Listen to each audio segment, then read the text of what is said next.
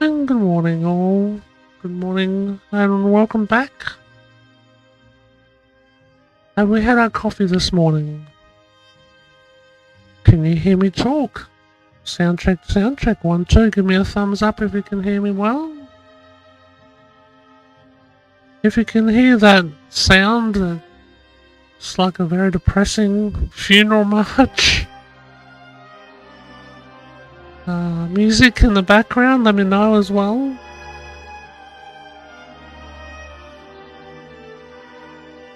Welcome to Surf the Cat.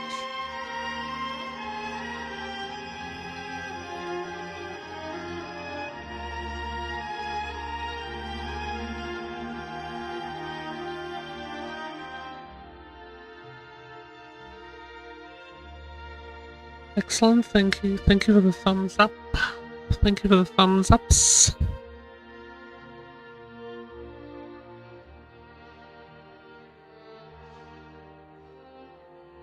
The Stones. Nano Wolf. Looking good.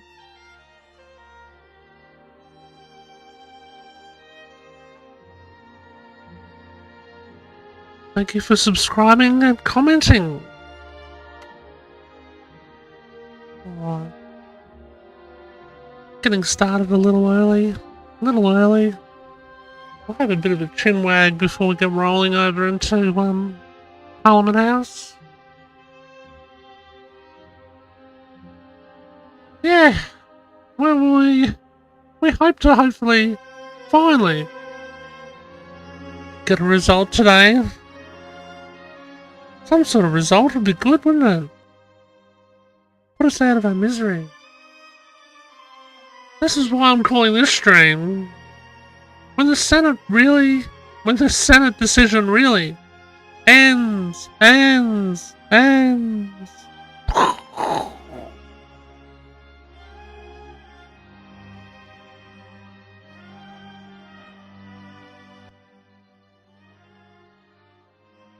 Yeah, here we are again, Brad. Welcome into the chat. Gonna get going just a couple of minutes early here this morning. I did announce 8:45, but that's alright.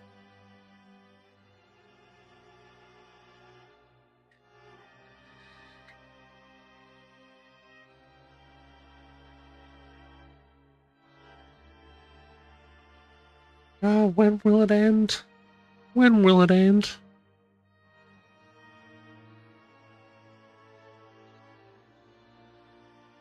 We just want to know.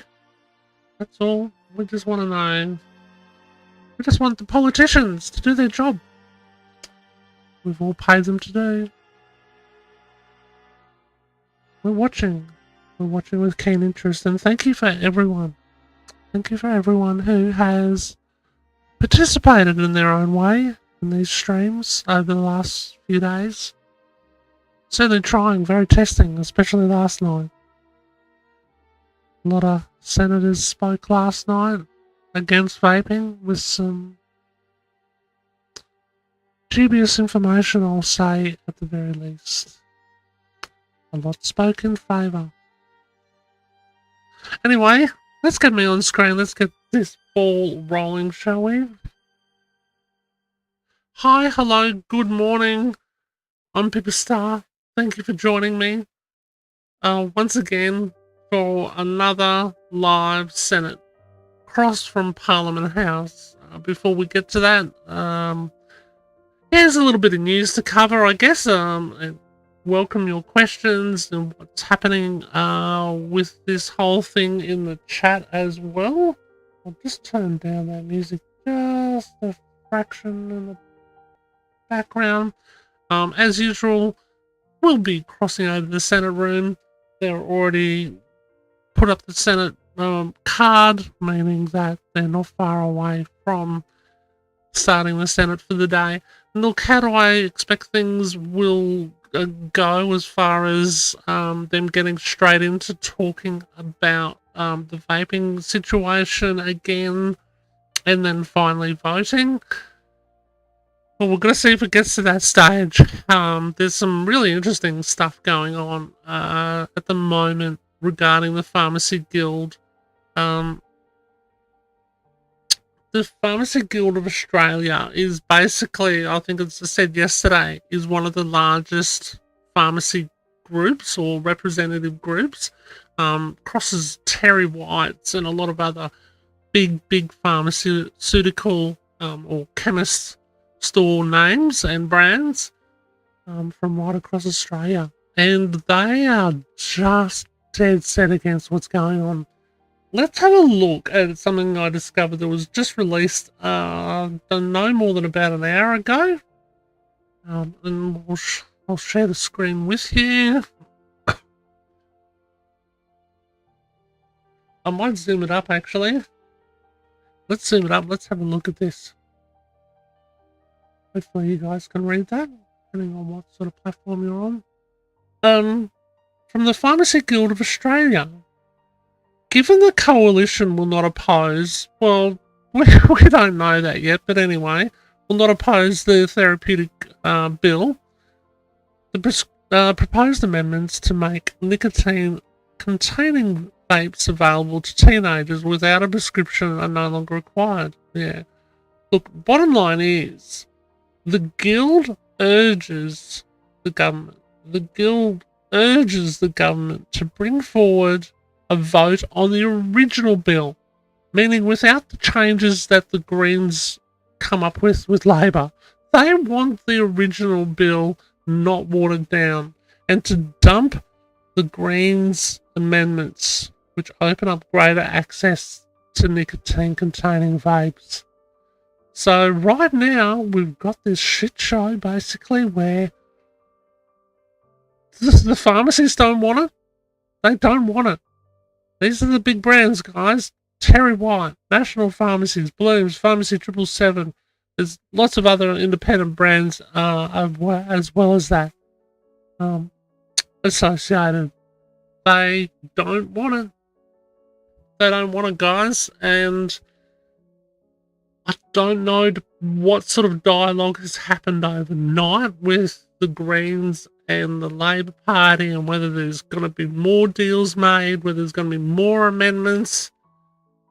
We're just going to have to wait and find out this morning. So I think, in the arrogance of Mark Butler, I think he'll push ahead. I mean, he spoke in a press conference yesterday, basically denying that there wasn't a problem. Oh no, it's not about the pharmacy, it's about the pharmacist. It's about that person behind the counter. But, you don't have to worry. What a load of hogwash. These are the people who are going to choose whether to stock or not, and whether they feel like they're forced upon them or not. They've been told a whole heap of information or misinformation regarding vapes. They've got it in their head. The vapes are really bad, and no good for anyone else, so they don't want them. And you can't blame them. And to be quite honest, let's face it, it isn't really the right setting to have vapes. But nonetheless, they've spoken up.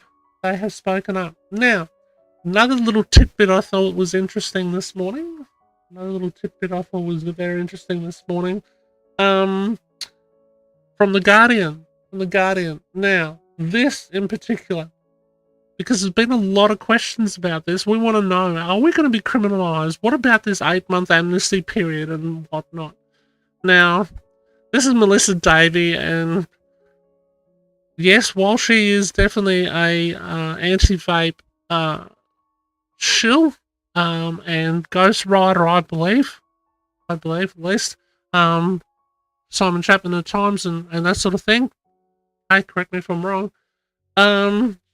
She does normally get hold of the information a lot sooner than anyone else, because she's in that inner sanctum, if you like, of the tobacco control in Australia.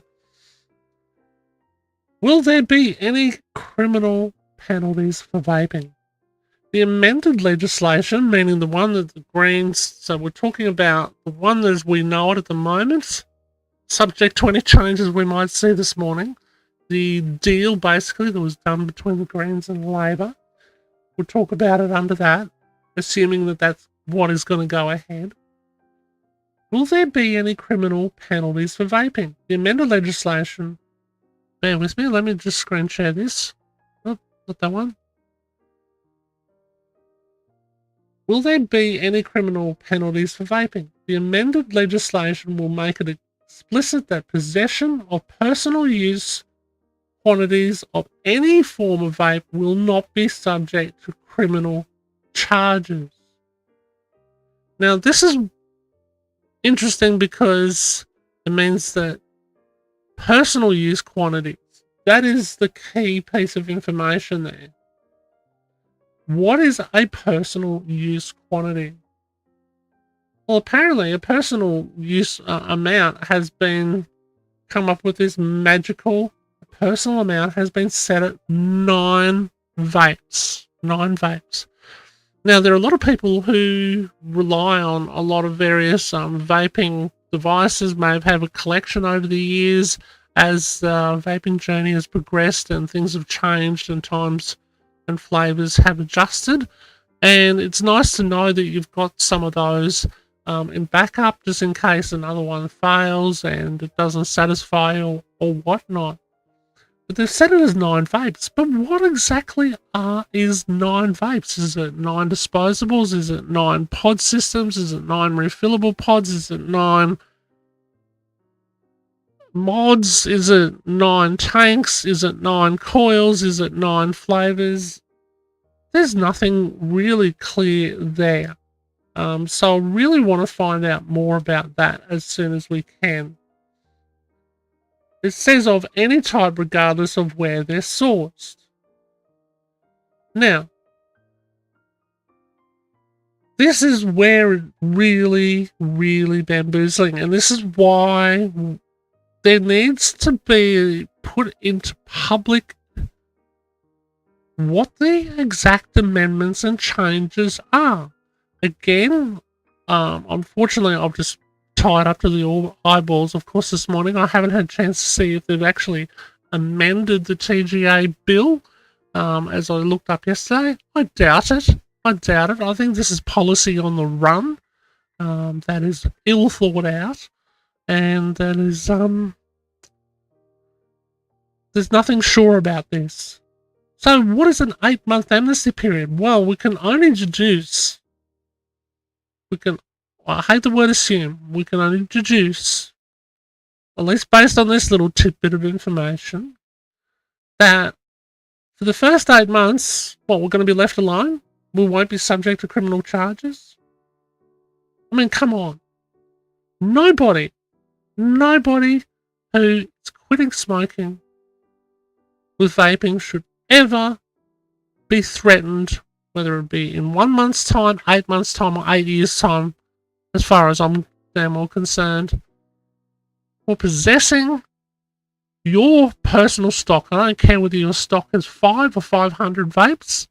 If they're your personal stock, if you're not selling them, there should not be any judgment as to what you require to remain smoke-free. At least that's where I sit. I welcome your thoughts and opinions, but that's kind of interesting. So the whole idea is they're meant to be targeting retailers, and those found to be illegally importing vapes for sale will still face heavy fines up to $2.2 million. You know, the cost of running this is huge, guys. This is costing Australians literally, with the advertising programs and all the rest of it, it's literally costing billions of dollars, while there is 120,000 people homeless in Australia due to the cost of living pressures. It's unbelievable. It is unbelievable. There are kids sleeping in tents. Yet this is a priority? This is the priority to spend right now? While you've got kids living in tents. Yeah, it certainly is a situation and a half, isn't it? Alright. With that said, let's see what you guys got to say. Around about 10 minutes time, we'll go into plan. The Senate shall kick off. We'll see how they go. They might do a little bit of order of business for the day that hopefully might take a couple of minutes, and then they get rolling into maybe some further discussion about the bill. and then hopefully go to a vote, and we can only hope so. I'd like to welcome a really, really cool guy into the chat. His name is Adam. Most people know him as Breeze Tones. Yeah, he says frontline bricks and mortar. Oh, let me have a look. I just lost the spot. Frontline B&M worker may not have a degree. Same, isn't it? Well, look, absolutely. It's what you know, regardless of the piece of paper that says what you do or what you don't know. There's a little too much value placed in a little piece of paper, I think, these days. And let's face it, AI is causing some interesting issues with that. Finding people are finding ways to get degrees that they normally just wouldn't have the intelligence for. I'm just saying. Anyway, welcome, Breeze Tones. Lovely to see you in the chat. All right. Who else we got in here? Good morning, James. Brent says 9 vapes. My God, lead a hidden trapdoor. Oh, pardon me. It's not good. That's not good. Bear with me.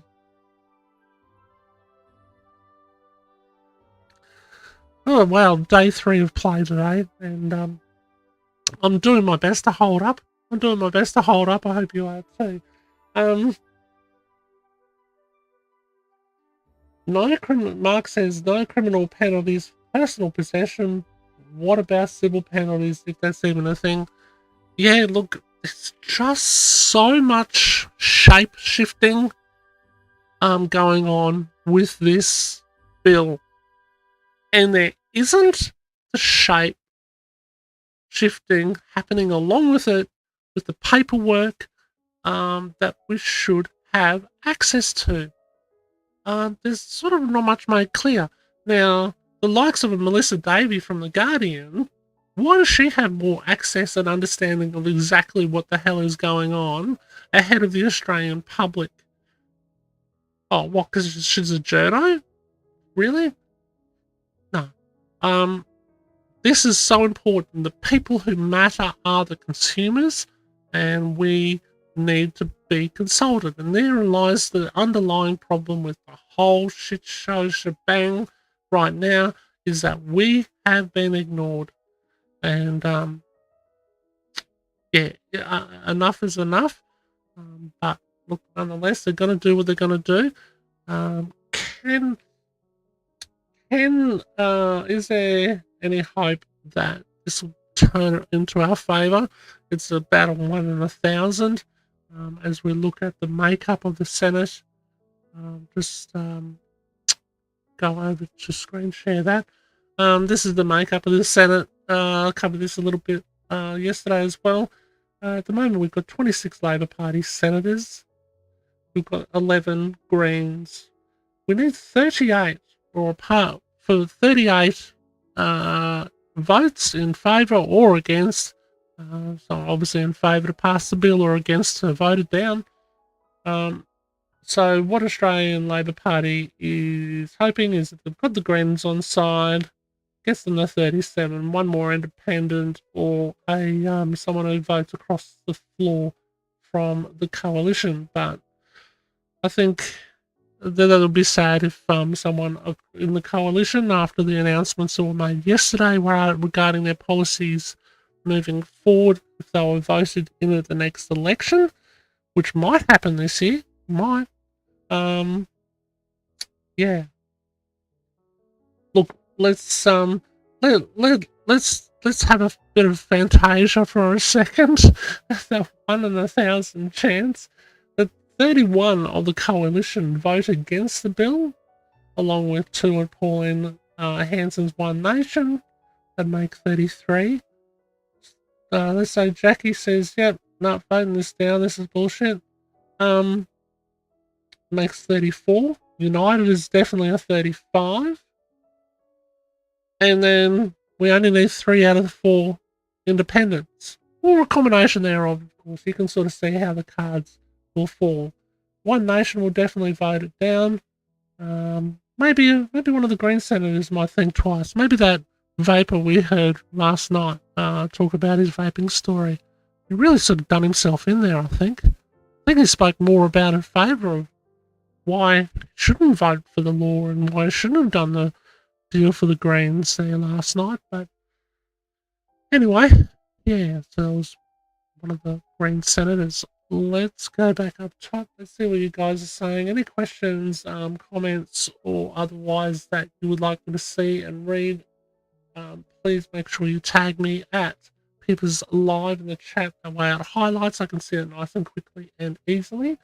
Meanwhile, I am keeping a eye on the screen next to me as we've got about 3.5 minutes to go before I would just automatically hit that button to the full screen and we'll be away there. So if there are any sound issues whatsoever like there was yesterday, please don't hesitate to yell out the chat and I'll rectify that as soon as possible. I've double checked the sound settings this morning, so should be all good. Should be all good. But nonetheless, your help is appreciated.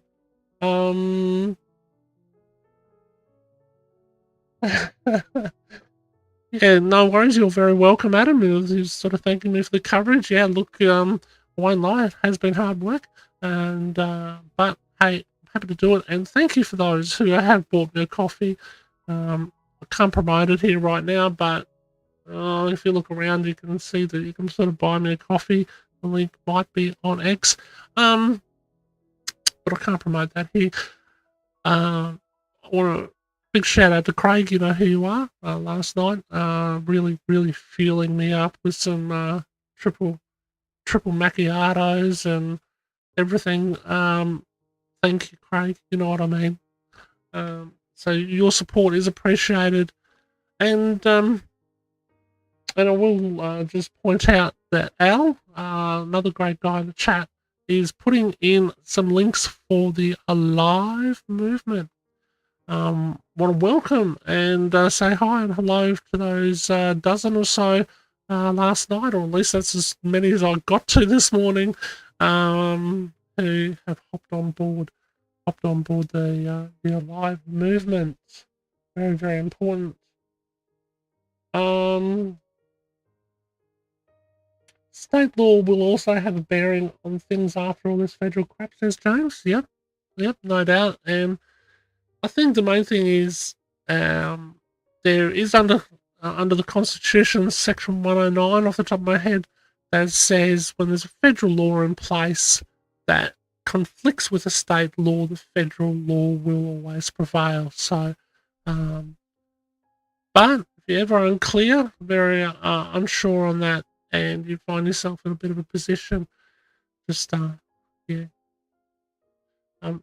somebody who knows more about or is qualified more about law than I am.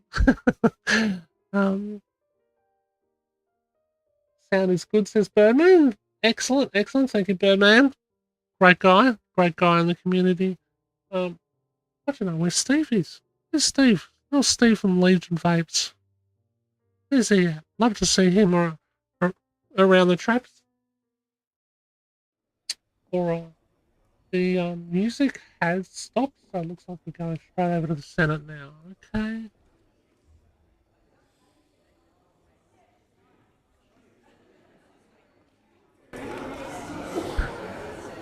Alright.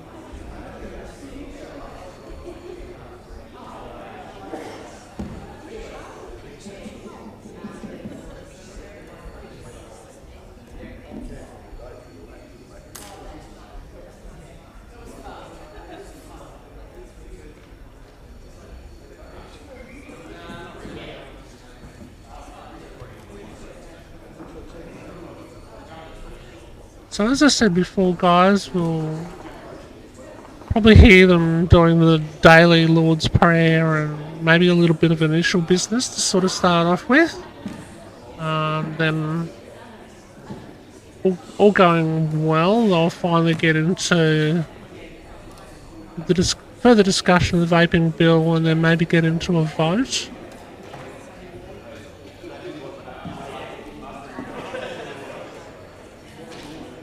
Okay.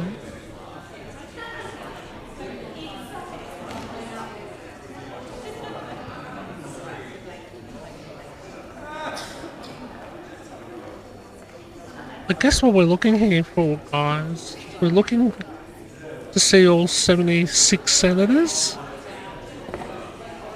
take their seat. We want to see a full house this morning. I'm not sure if we're going to get that.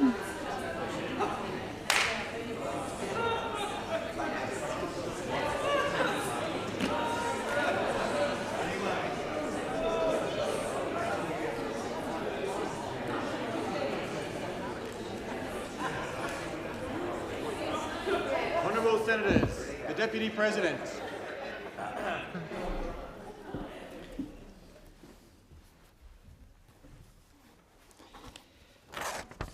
I acknowledge the Ngunnawal and the Ngambri peoples, who are the traditional custodians of the Canberra area, and pay respects to the elders, past and present, of all Australia's Indigenous peoples.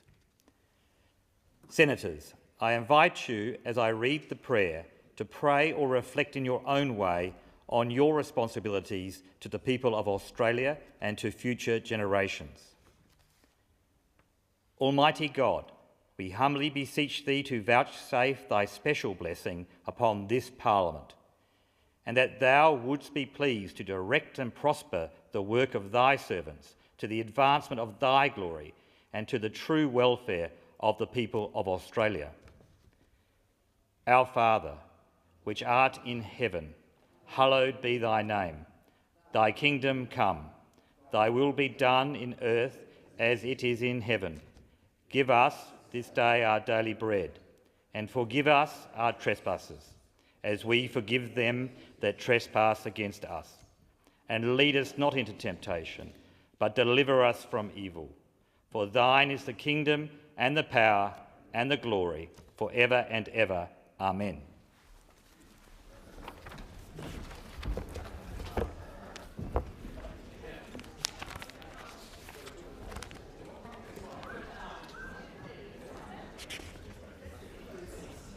Are there any documents to be tabled by the clerk? Clerk. Yes, President, I table documents pursuant to statute and a return to order as listed on the dynamic red. Are there any proposals for committees to meet during the sitting of the Senate? Clerk. Committees have lodged proposals as shown at item 4 of today's order of business. If there is no objection, the meetings are authorised. Minister. Thank you. I move that General Business Order of the Day number 69, Competition and Consumer Amendment Divestiture Powers Bill 2024 be considered at the time for Private Senators Bill today. I put the question. Those for the question say aye. Against no. The ayes have it. Clerk. Private Senators Bills. Order of the Day 69, Competition and Consumer Divestiture Powers Bill 2024, resumption of second reading debate. Senator Davey. Thank you very much, and I rise to continue my comments on this bill. Before I was sadly interrupted last time we were speaking, I was talking about the examples and the impact that the current model with the supermarket duopoly is having on farmers, our farmers that feed and clothe this nation. Watermelon farmers selling their produce for only $1.50 and then walking into the supermarket and seeing it being sold for $5 to $6, and that's only gone up in the intervening period. Since then, we've seen the announcement by this government, the belated announcement to make the voluntary grocery code of conduct mandatory. And while we welcome that, the delay from when the Nationals first offered a hand of friendship to the government in December 2022 to say that we would work with the government to get that code of conduct to make it mandatory, and we were fobbed off by this government. So they've belatedly come to the realisation that the supermarket duopoly were not acting in good faith against that voluntary code of conduct. They've belatedly come to the realisation that the code of conduct should be mandatory, and we welcome that. But I also want to make the point, it is high time the supermarkets treated farmers fairly. It is high time that supermarkets honoured their contracts with farmers. If they say to a farmer, we need 10,000 heads of lettuce, and the farmers then plant enough to ensure that they can produce 10,000 heads of quality lettuce to the standards the supermarkets insist upon, then the supermarkets should buy 10,000 heads of lettuce, not turn around after harvest and say, I'm only taking 5,000 and only paying for 5,000. But in doing this, this government is claiming that through this mandatory code of conduct, they're going to fix the cost of living crisis. What a furphy. What they will do is help fix some of our supply chain issues, help fix some of the issues between farmers and the supermarket duopoly.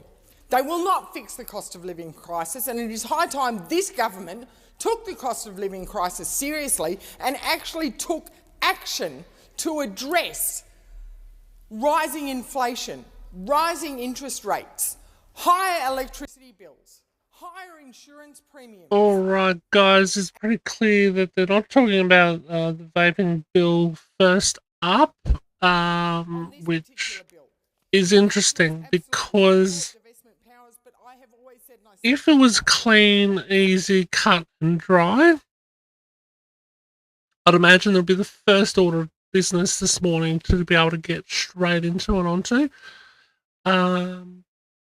In saying that, I am going to do some research in the background, so I'll return you back to the Senate, and we'll see how we go. I'll keep you posted. Thanks, guys. That consumers are facing in our nation. It was only back in February of this year that the Labor Party announced its ACCC inquiry as well as the Emerson review into the cost of living crisis in supermarkets.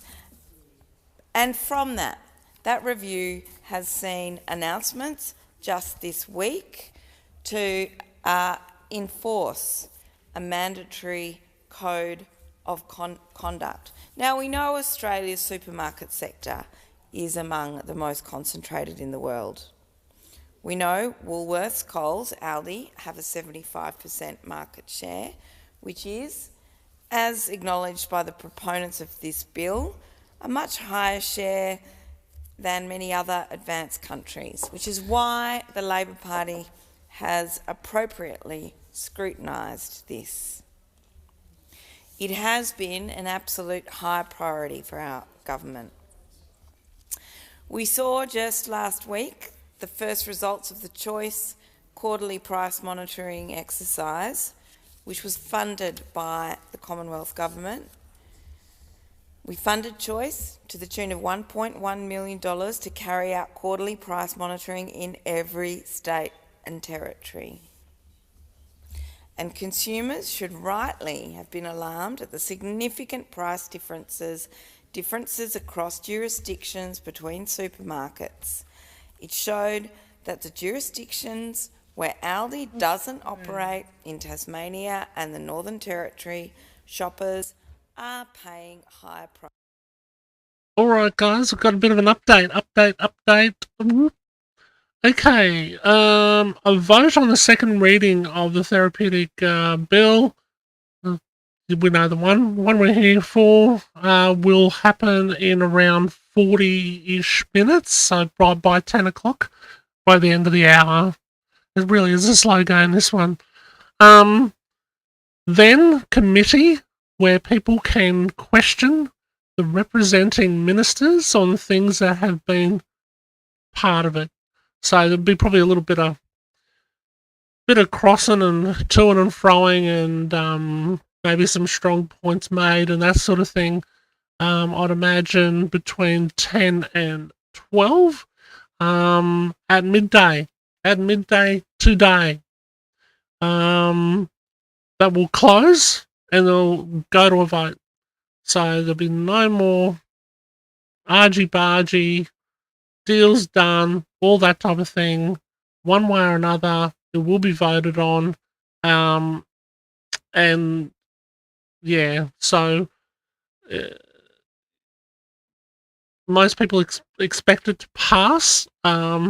Under what form, under what variations, this is going to be very, very interesting. And I hate to say it, guys, today is not going to be the end. It's going to be the start of watching this sort of fall apart, I think. We, as spoke about at the top of this stream, we're already seeing that there's cracks. There's giant cracks in the Labor and Greens plan right now, and we know, and I think any reasonably thinking person would know, with all the evidence put before them, would understand that this is not only a shit show, but is another example of a government, doubling down or attempting to double down on failure, and it backfiring miserably. Even if this passes today, guys, don't let that worry you. Sure, we should be worried because if you're a vapor, you're probably wondering where you're going to get your next vape from. You may have to struggle through for a little bit with some of the prescription vapes. They're not easy, but don't give in. Just remember, there's a big supportive community out here to try and help us all to get through. Be a part of it, whether that be on a vaping forum, whether that be on a Facebook page, whether that be as part of the Alive movement that Ella's been putting links up to in the chat. So all is not lost regardless of how this goes. What we are seeing is the beginning of the end, truly. So obviously, what makes me so confident in saying that is that I am in constant conversation with some of the most experienced people around this, and there's just no doubting that the watering down of the current laws is just basically the beginning of the clown show winding up. They're going to have to pull off their red noses. They're going to have to be seen for who they really are and take their wigs off, because it can't continue. And just, the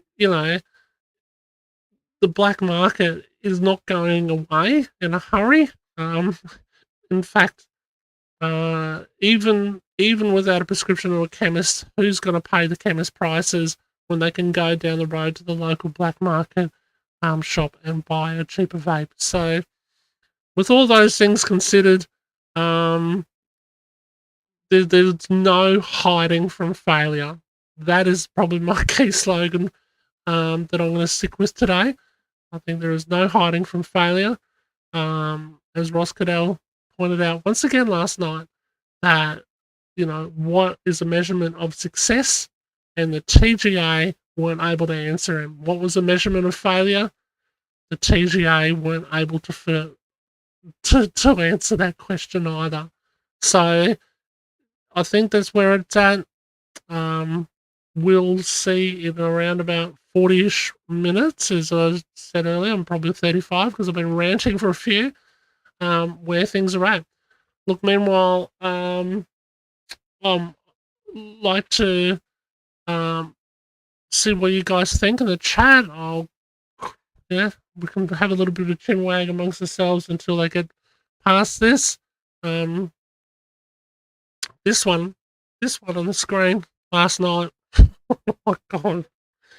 All I'm saying is that there was a lot of senators that I will show with evidence in the coming days as I get time, either in written form or video format or both.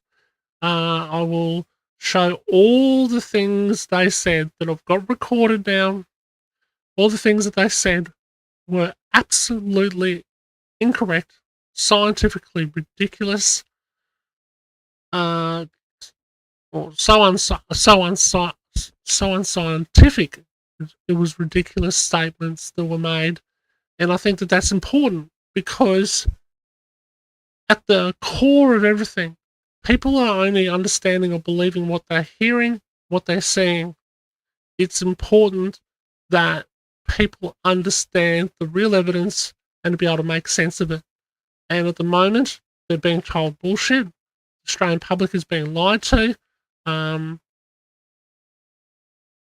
Vapors obviously know that this is happening, and as a result, being stigmatized and that sort of thing by others more often than we should.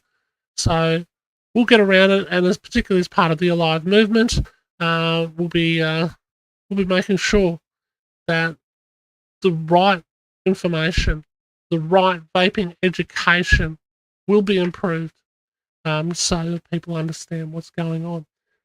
Right. With that said, I'm just going to quickly scroll back through and see what you guys are saying in the chat.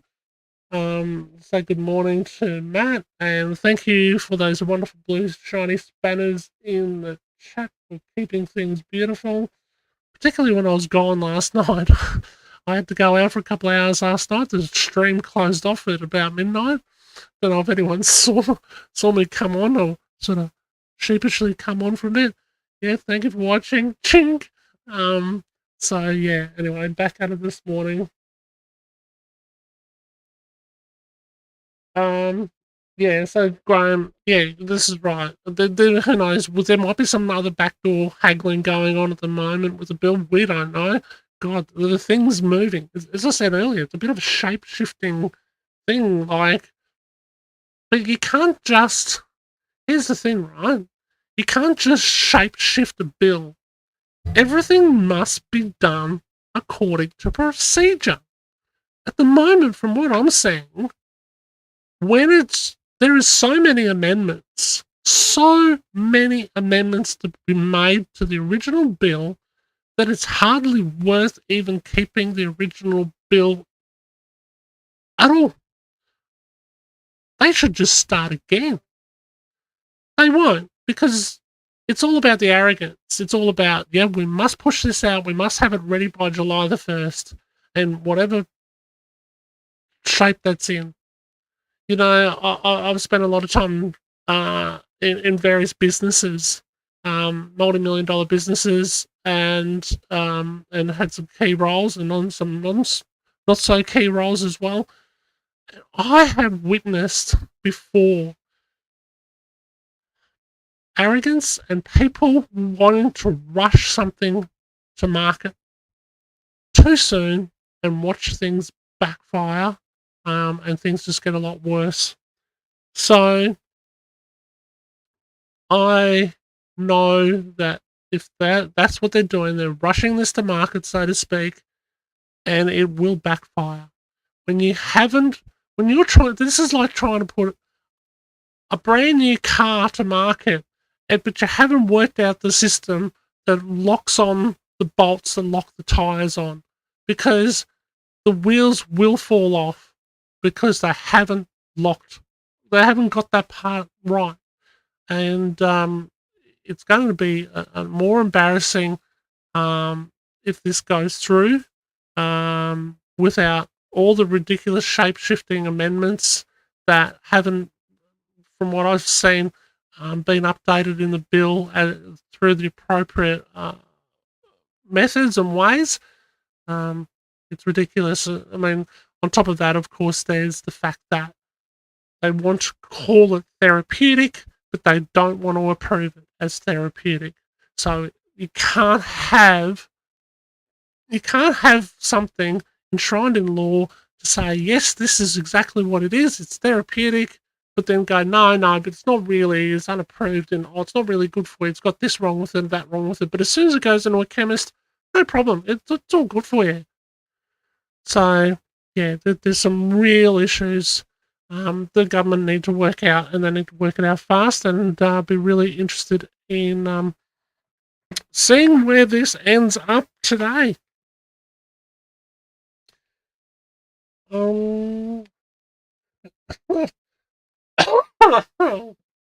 Oh dear.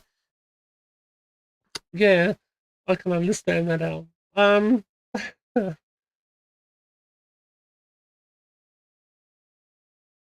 Yeah, and that's a good point, James, is that really, really concerned with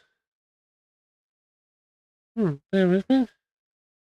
That James really, really concerned about our vape retailers. Yeah, guys, this is kind of ridiculous that vape retailers have been given only such a ridiculous short amount of time to close up shop. No compensation, nothing like that. And, their staff, as I said earlier, cost of living crisis, and this is what they're doing. Well, to add to the extra 120,000 homeless, will make another 500 odd businesses across Australia that are privately owned, often on equity loans against personal property and housing, that I know in some instances will put some of those operators into bankruptcy, and possibly without a house within months. Yeah, I'm not exaggerating. That is true. I know this is what's happening because my ear is to the ground. I don't miss much. May not see me everywhere, but I hear stuff and I know what's going on. Anyway, let's see what Matt Canavan's got to say. I like that. That therefore limits the competitive pressures that exist in our economy, and ultimately leads to poorer outcomes for all players in the supply chain, for consumers of products of all different types, and also for suppliers to those companies that have significant market power in our economy. Now, I think it's very important to start with here to highlight that Australia is an outlier in the developed world when it comes to the powers that exist in our competition laws to take action against companies that misuse their market power. We would never seek to, and this bill does not, would never impose penalties to split up companies in the absence of misuse of market power. It's that this bill and other laws around the world like it don't apply for companies just because they're big. They apply if they are big and then cause harm to other parties in the marketplace. Now, we have laws against big companies doing harmful things. Section 46 of our Competition and Consumer Act is the main provision. There are others, but I'll focus on Section 46 given it's relevant for this bill. It's titled Misuse of Market Power, and it only applies to those companies that have a significant position in a market, a dominant position in a market, and that then do things that cause harm to other players in the market. Now, there are, of course, then, in our current laws, penalties that can apply to companies that contravene Section 46. But we do not have this sort of ultimate penalty. All right, so they're still talking about the consumer laws stuff, but yeah, Matt Canavan, a great speaker and a really good open mind and a very important senator in Australia. Obviously, at the moment,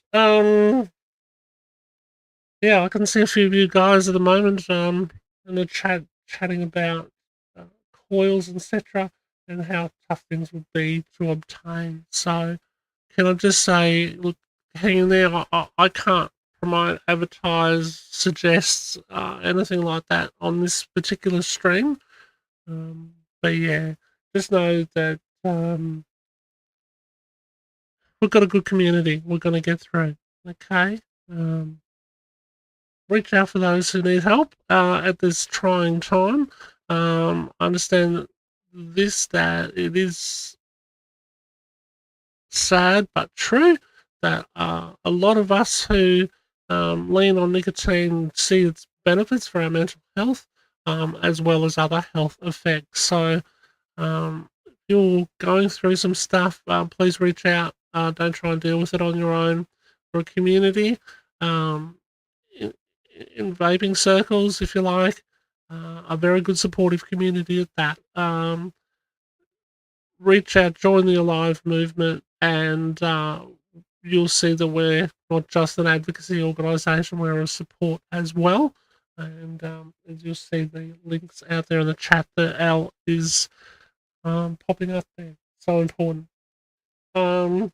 I see Salty says that her household will lose 2 incomes. So based on, obviously on the back of what I just said there before, this is having real consequences on real people across Australia.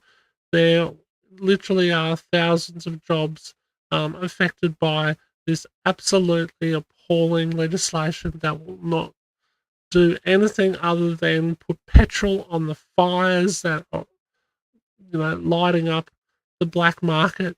Uh, it's just not right. So, in saying that, let's wait to see how the bill passes. Let's see if there's a little bit of stalling going on this morning, if there's a few little backroom deals or whatever going on. Clearly, it's not happening with the Nationals because there's Matt. He's on the Senate floor at the moment. Um, yeah, it is kind of interesting. Come to think of it, I don't know if there was any Greens on the floor just before the beginning of the Senate. So, maybe there might have been a little bit of last minute thing. Yeah, that's right. Because remember, if I go back to the footage, I'm just purely speculating here, but there wasn't. There wasn't, I don't think, any Greens entered into the Senate room at the beginning. So I may have missed something, and I'm speculating a bit, but interesting.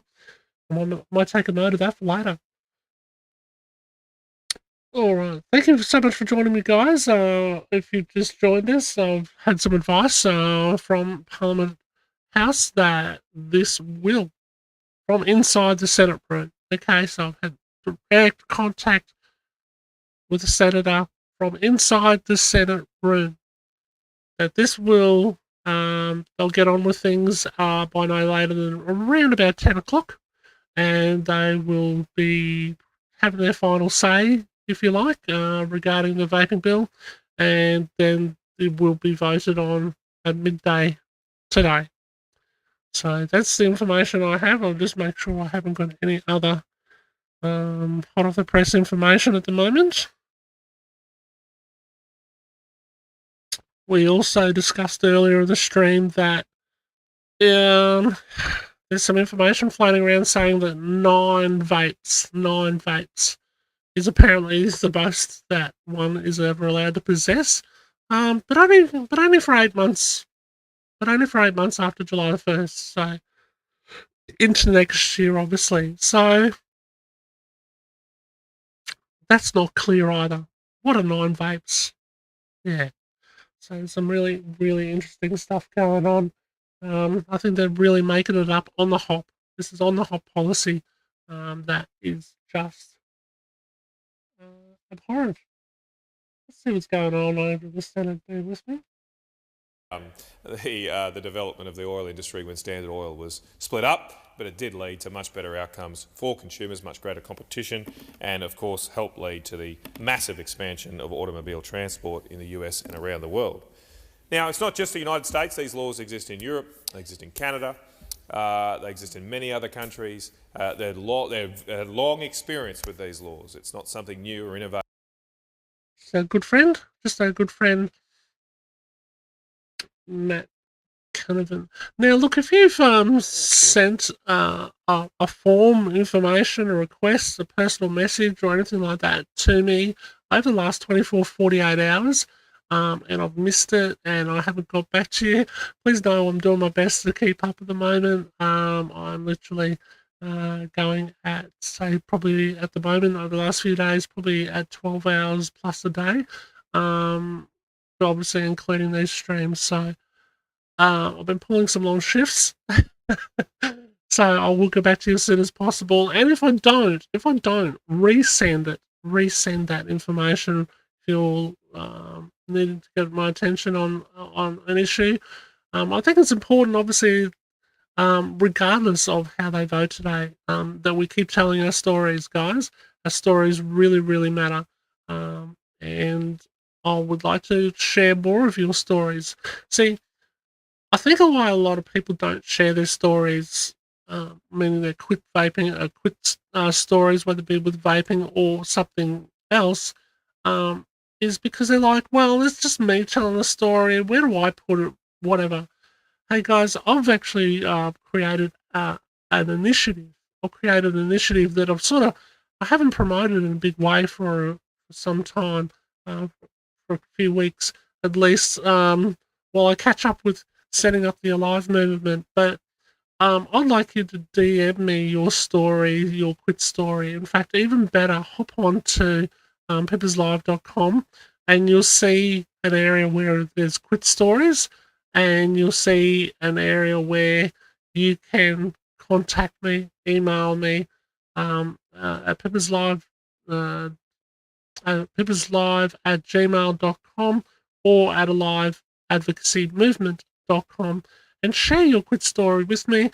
And I'll put up a special page, just like all the other quit stories. You'll have your own URL. I'll send you a QR code, and we can share that URL so easily here, there, and everywhere. And what it does, it literally puts all the quit stories together in one place, in one beautifully laid out platform, where if we want to just send a link to someone who matters, like a senator or an MP or organisation or friends and family, say, hey, this is the story. This is my journey. And don't think that your journey is insignificant. Everybody's journey and how they quit smoking is significant. So yeah, please reach out for that. Share your quit stories. Um, have a look on pepperslive.com, or which will soon be, and it is also covering also at the moment as aliveadvocacymovement.com. Both web addresses, both domain names that I just rattled off will get you to the same place. All right. Yeah, just having a look and see what you guys would say in chat.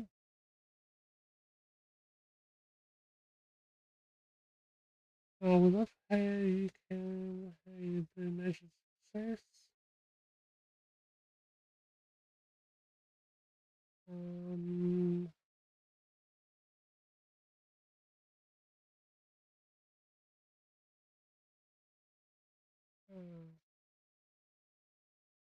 oh, good question.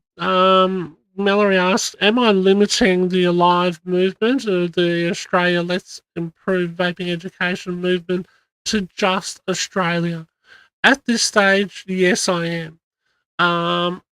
We are negotiating because we're pretty democratic, but we're not too formal organisation, if you like. Um, we work on a consensus with stuff like that at the moment. We've decided that there'll be Australian vapors and vaping consumer supporters at the moment to be part of the movement. However, there is definitely some murmurs and some interest in appointing some key international figures who are well and truly uh, over where things are at in Australia, and they understand where things are at in Australia. That can help contribute and help grow our database, etc., on our movement. So that may be a thing moving forward, but just not yet. Good question there, Mallory. Um,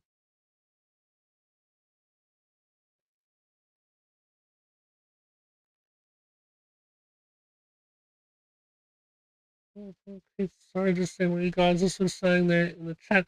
Thank you for your patience, guys. As I say, all going to plan by around about 10ish. By about around about 10ish, we'll get back to the real thing. Obviously, I had to start early. I had to start early, and assume that they were going to get straight into it. Obviously, they don't. We've seen the form over the last 3 days, and yeah, they put this off and put this off and put this off, and they cannot put it off anymore because Labor, in arrogance, wants to shapeshift the bill, and they want to vote on a shapeshift bill that's so out of shape that it looks. This is ridiculous. It's like if you said, hey, I'm going to get you a ball for Christmas, I'm going to give you a ball for Christmas, and you got handed a cube, you would think, okay, I was really counting on that ball so I could bounce it, I could move it, I could shoot baskets with it. Instead, I've got this square. It doesn't bounce, it doesn't move the same. I can't do fuck all with it other than sit on it. And that is essentially what is happening with this bill as it sits. It is shapeshifted into something so far from where it started that I personally just find it absolutely ridiculous that they've got anything to vote on today. I really do. But nonetheless, they will, because I think the arrogance of the current government will say, hey, we've announced 1st of July, so we're going to push it through. And yeah, we started with a bouncy ball, but we're going to throw you something like a cube, and we'll watch it shatter all over the ground as it's presented to the Australian public. And then we'll worry about the tears afterwards, and go from there. It's crazy times. All right, let's just flick over back to the centre for a bit, rather than putting up with my little soapbox rants, and see what they've got to say, if they're getting into it or anything yet.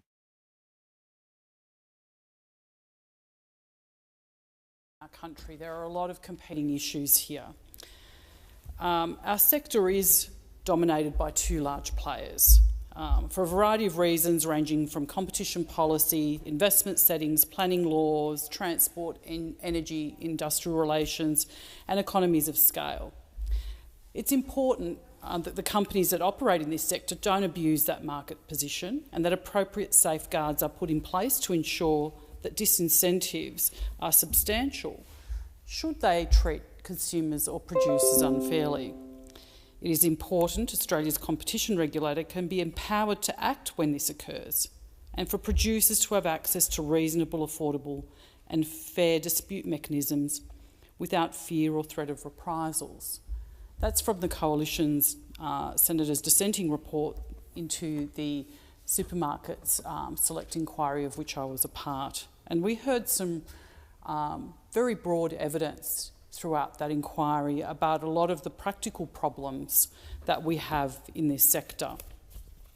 And some of the things that I want to talk about specifically relate to small business growers and farmers. The Coalition first called for a statutory review of the Food and Grocery Code of Conduct to be brought forward in late 2022. The government didn't act until January 2024. The statutory review of the Food and Grocery Code was scheduled to commence in October 2023, 3 years after the commencement of the previous reforms to the code. But it took the government almost 100 days to appoint a reviewer in January 2024. The Coalition also called for the ACCC to undertake a price inquiry into meat and fresh produce, armed with tough powers, in November 23 to investigate the supermarkets and to deal with the spiralling cost of living crisis in this country. And that was being felt by Australians, not just with their mortgage repayments, not just with their rents, but also at the supermarket checkout.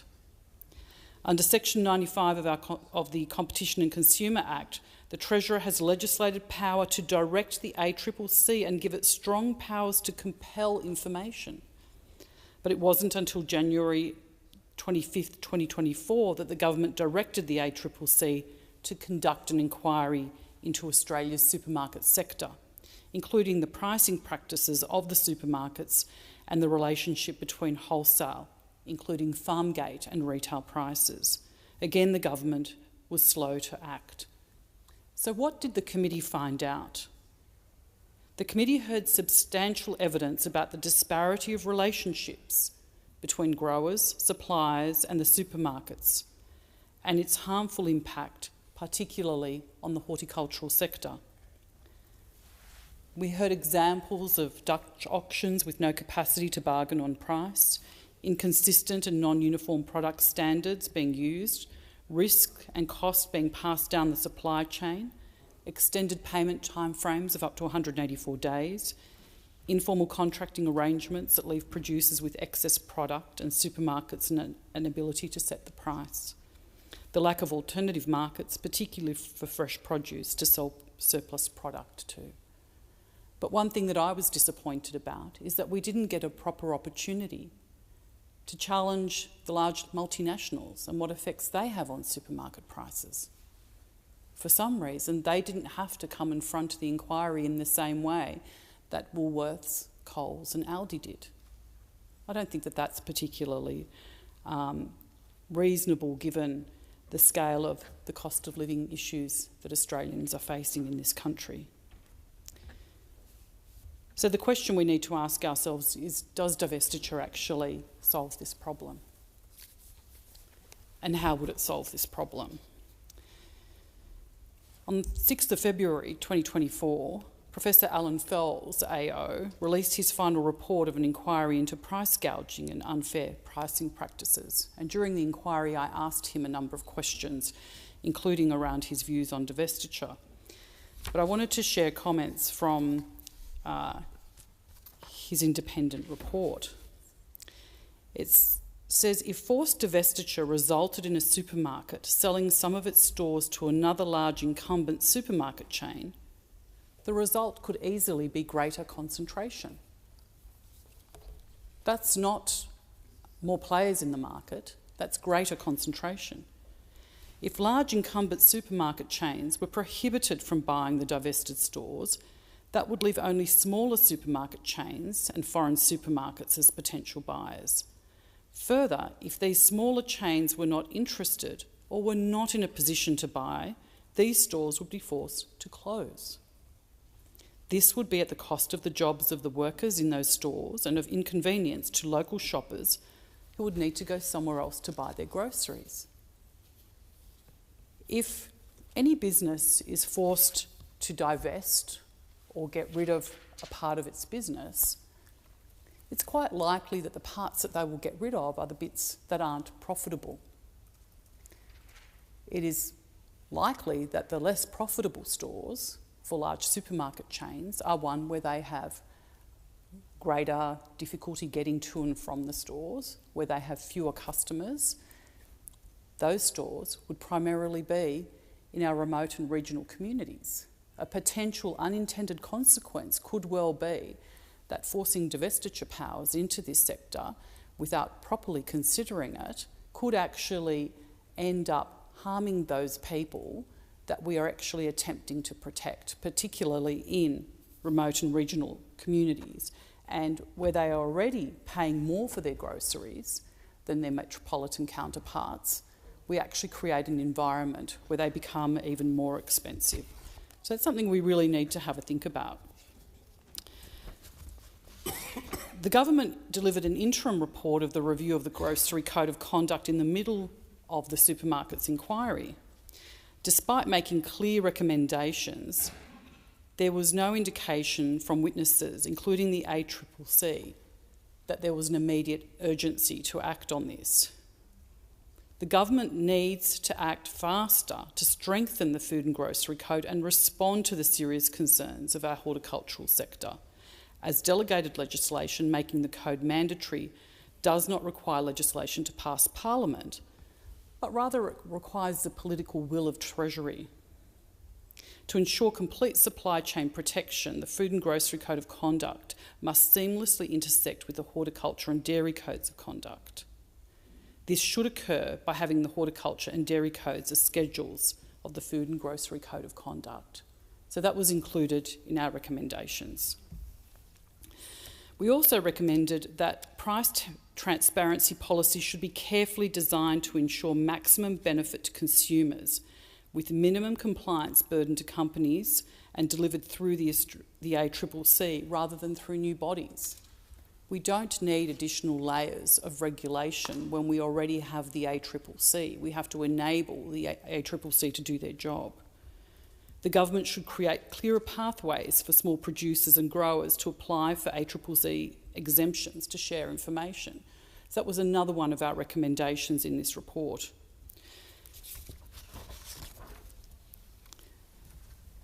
committee heard a lot of evidence about the need for more competition in this sector.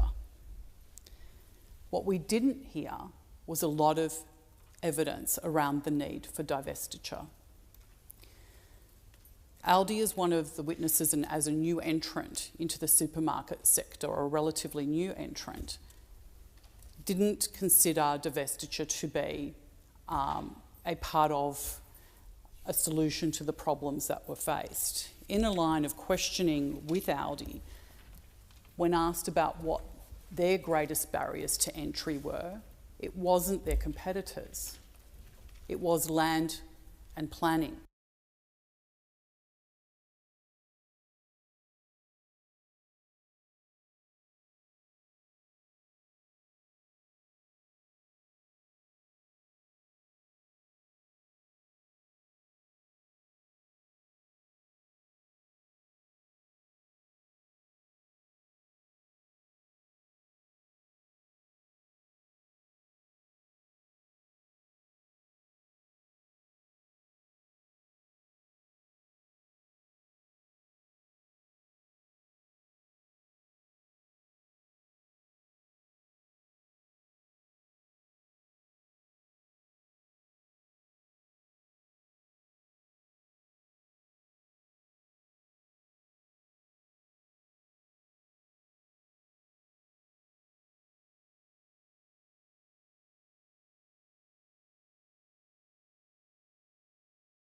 Anyways, now I just realised I turned on the sound. I was just saying, guys, a better use of our time while we wait for about 10 minutes or so for things to happen over in the Senate. We can. I'll ask you to maybe write a couple of lines in the chat about how you quit smoking and what it means to you and what this bill means for you as well. But yeah, and also talk about this story here. By the reporter Jack Evans of the ABC News about Christopher Franzi from Shuzi Tech, and this is really highlights what a lot of these vape stores are going through right now. Vape shop owners brace for the end to their business and an uncertain future. So he's already shrunk his team down from 15 employees to 2. You know, and he's literally facing from the 1st of July, you know, after 11 years and operating 5 different stores, he's already had to scale back just one shop in Canberra, and he's gone. He'd be gone. And I think I'm pissed off. Well, you can understand why. He has, it's horrible. He says, got a family to feed. This is our sole income for us. And it is for my staff as well. You know, this just backs up what I've said earlier on this stream. That there are families doing it tough. This is ridiculous. And a cost of living crisis with no compensation, guys. These businesses are not getting any compensation on the way out. You've got a chance to stock up, grab a few things from a vape store that's closing down at the moment before July 1st. Don't be afraid to pay full price. It's a way of saying thank you on the way out, okay? Yeah. So I just sort of, just to show that with you, citing the example, these type of people like Professor Becky Freeman, who are literally professional anti-vapors, if you like. They make their money by being a professional anti-vapor.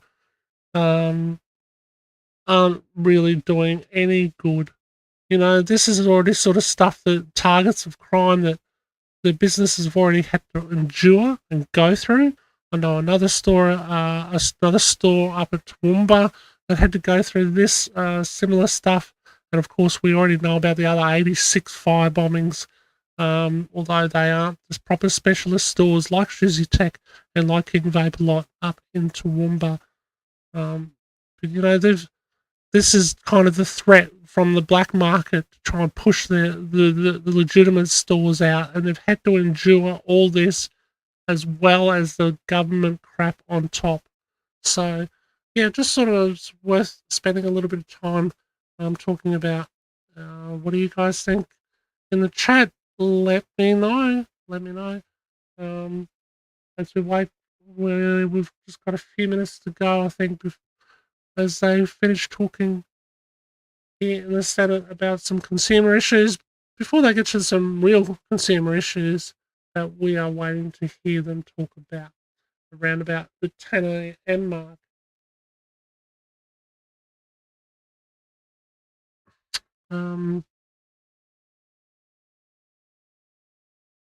Yeah.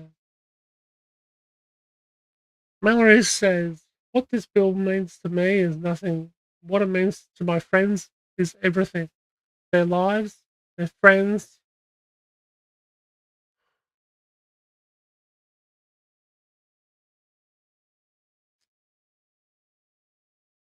Can only hold it together for so long.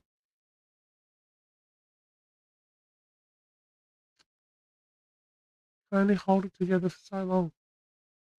I can only breathe these things on surface level for so long before they get here.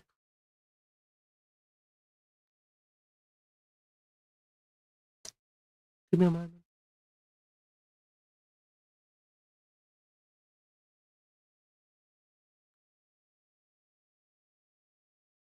Right, okay. Mallory, whew.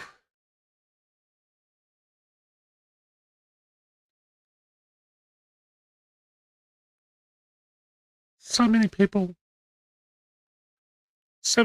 are going through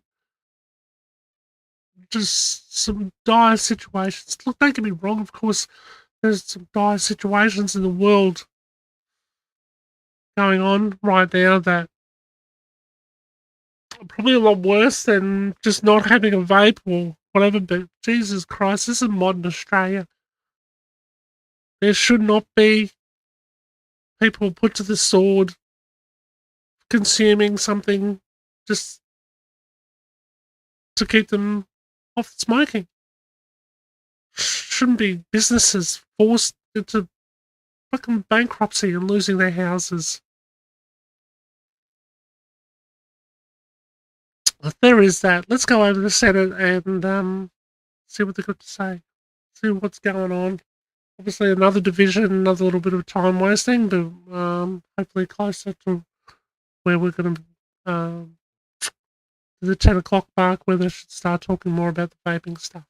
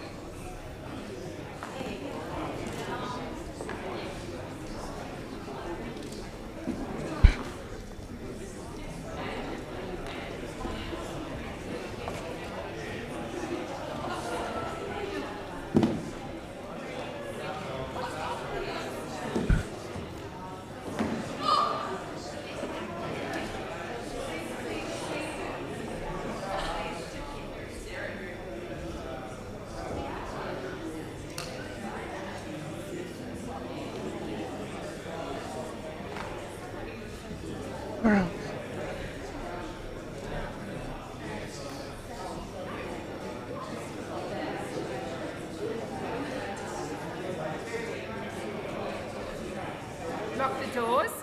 So the question is that the closure motion as moved by Senator Cox be agreed to. The ayes shall move to the right of the chair, the noes to the left. I appoint Senator Urquhart as teller for the ayes and Senator Kovacic as teller for the noes. All right.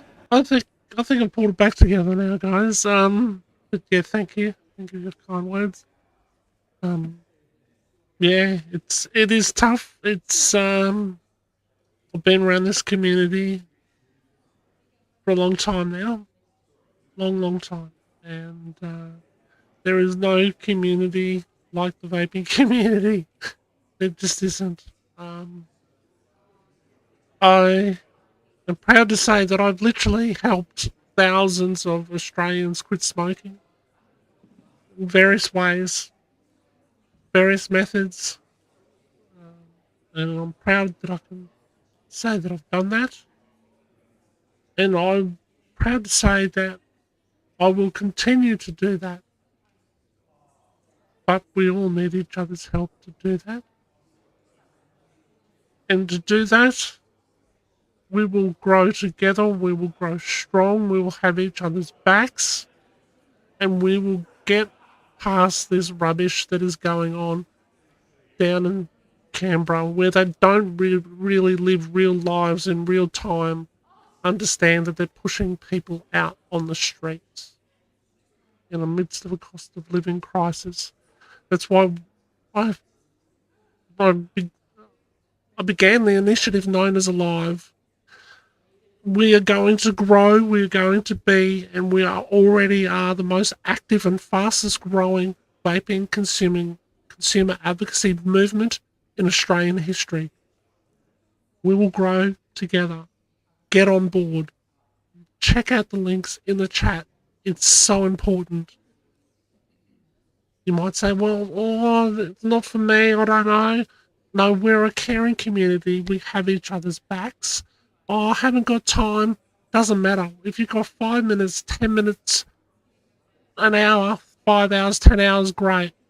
If you can reply to a post on Facebook or on social media or anywhere else, you are a contributor to the movement. You are making a difference. We are independent advocates. We act on our own. No one tells you what to do. No one is whipping the post.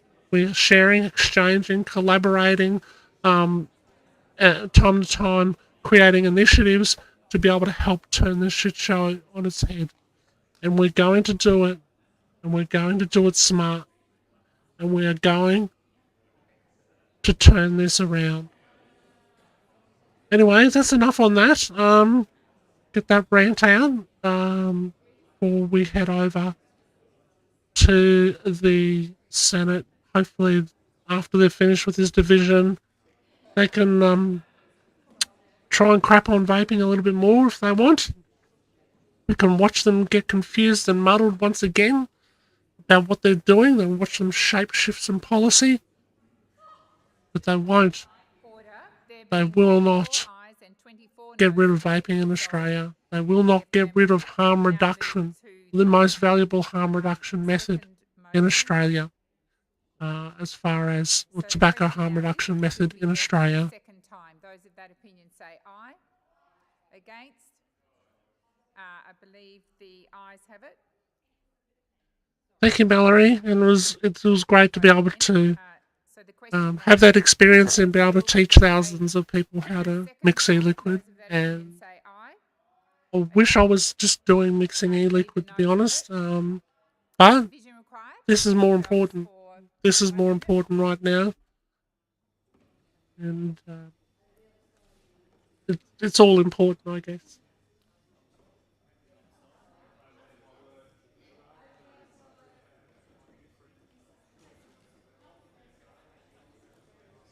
Exactly, Tash. Exactly. Yeah. Yeah, I wish there was a way of highlighting or pressing a heart or something like that. A comment in the chat. I know there is one you can do on the screen, but you guys are watching the chat as well as the screen. What Tash said. about live. We pop in and out as we can. No one expected to do anything. Whatever we do adds to the overall movement. Exactly. Exactly.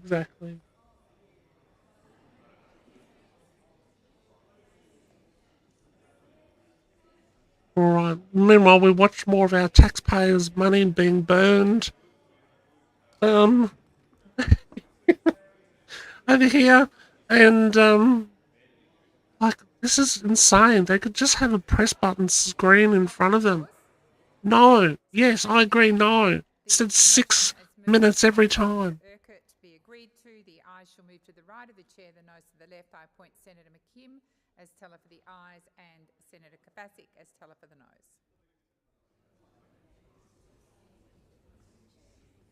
Guys, I see. Oh, bear with me.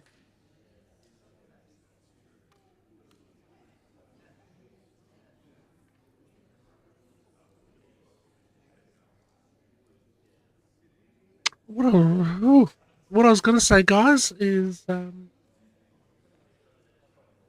hopefully just straight up after this, if so there's a few more people just starting to join the stream or watch the stream.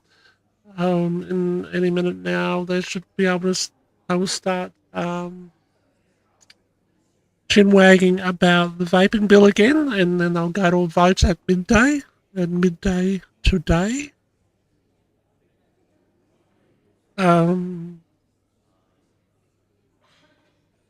Yeah, so I'm just checking down to see if I've got any other advice from Parliament House, but it's that's still about where we're at the moment.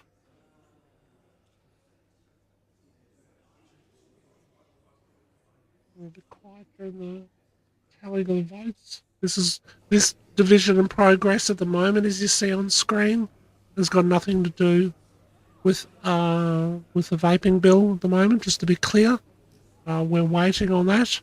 There will be probably a division to vote on the bill like this around midday today.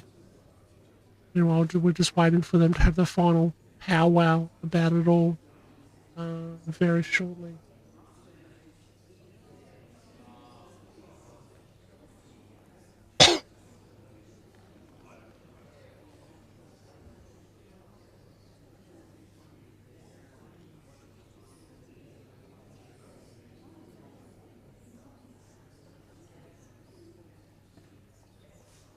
Yeah, that's a very, very good point, Graham. Oh, jeez.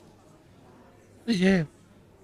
I'm losing my voice a little now. Graham says, I'd like to know which senators voted against the bill and who support vapers. 15 ayes and 33 noes. The matter is resolved in the negative. Now moved on to government business. I'll just wait for a change in the This chair. will be probably it. But yeah, it's a good point there, Graham. We'll soon see on the Hansard who votes for and against, and who to support and who not to.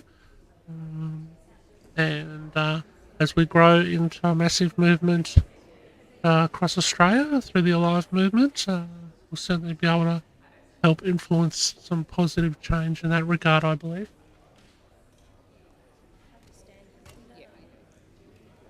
All right.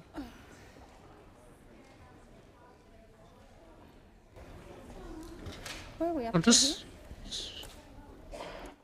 see. I'll flick over the full screen and we'll see where we're at.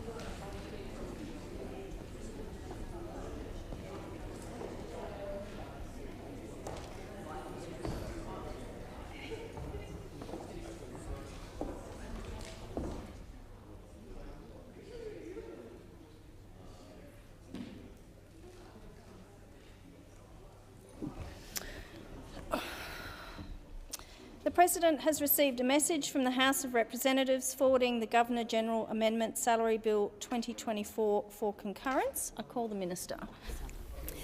I move that this bill may proceed without formalities and be now read a first time. So I put the question. Those in favour say aye. Those against no. The ayes have it. Clerk. A bill for an act to set a salary for the Governor-General. Call the Minister. I seek leave to move a motion to exempt this bill from the Bills Cut-Off Order.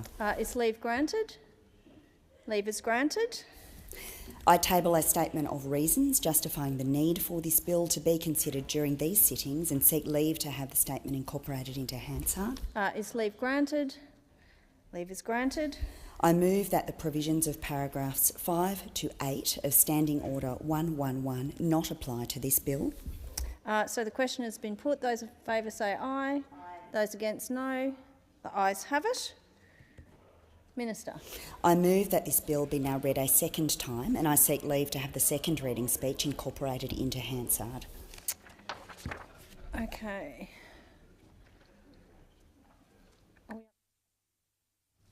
Senator McGrath. Thank you, Acting Deputy President.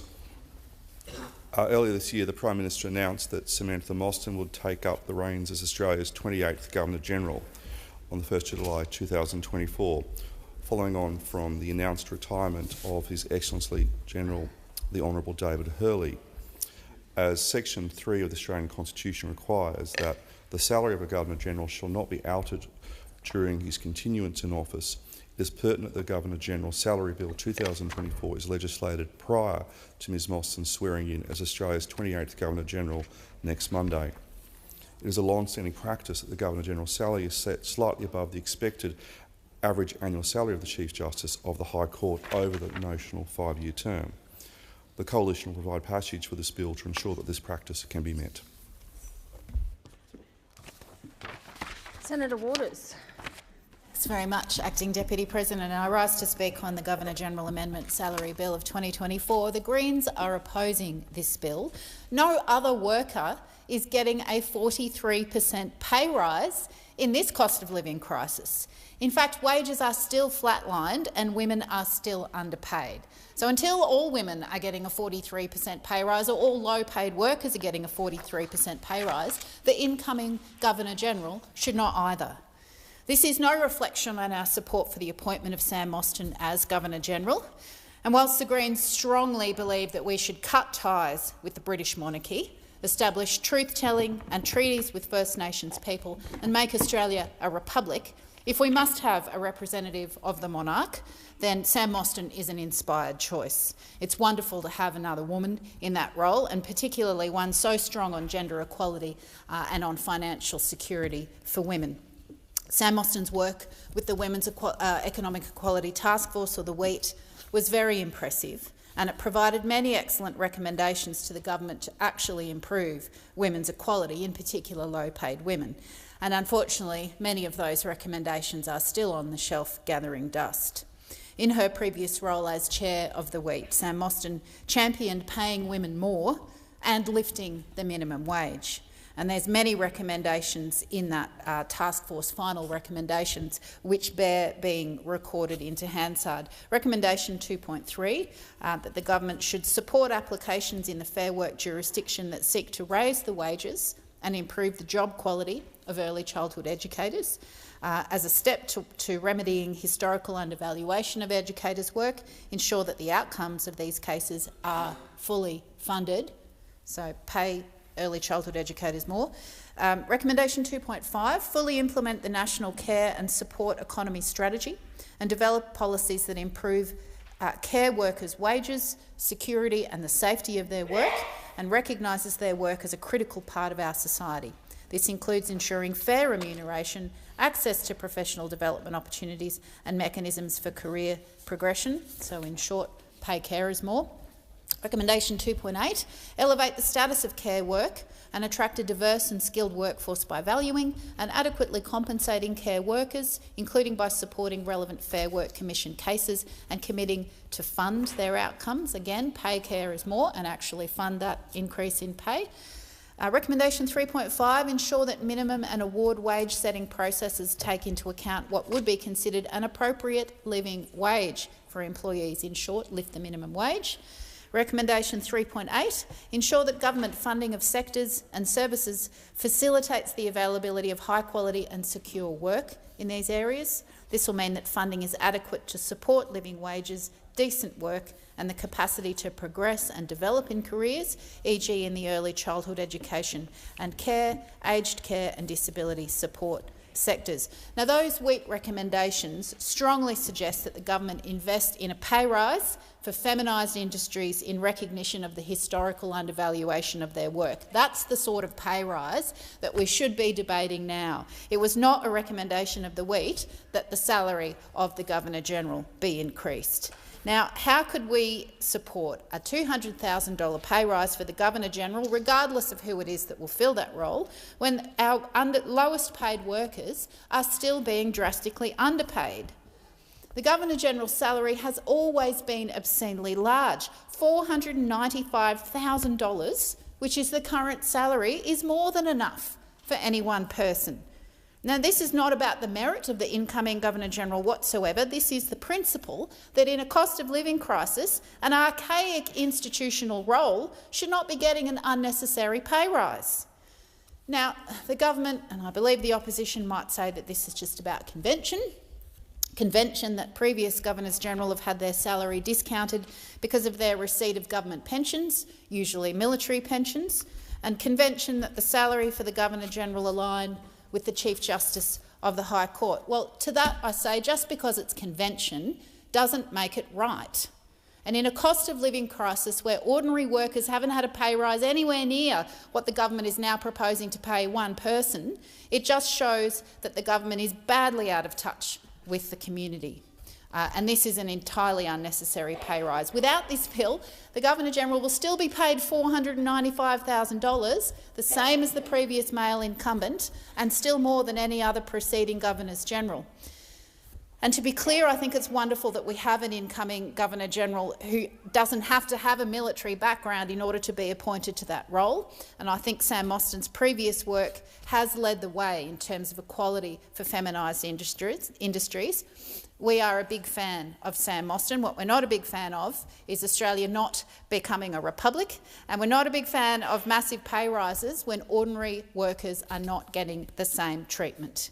In a cost of living crisis, it's hard to believe that I'm honestly having to stand here, and nobody else is going to agree with us, that this government thinks $200,000 pay rise for the Governor-General is a great idea.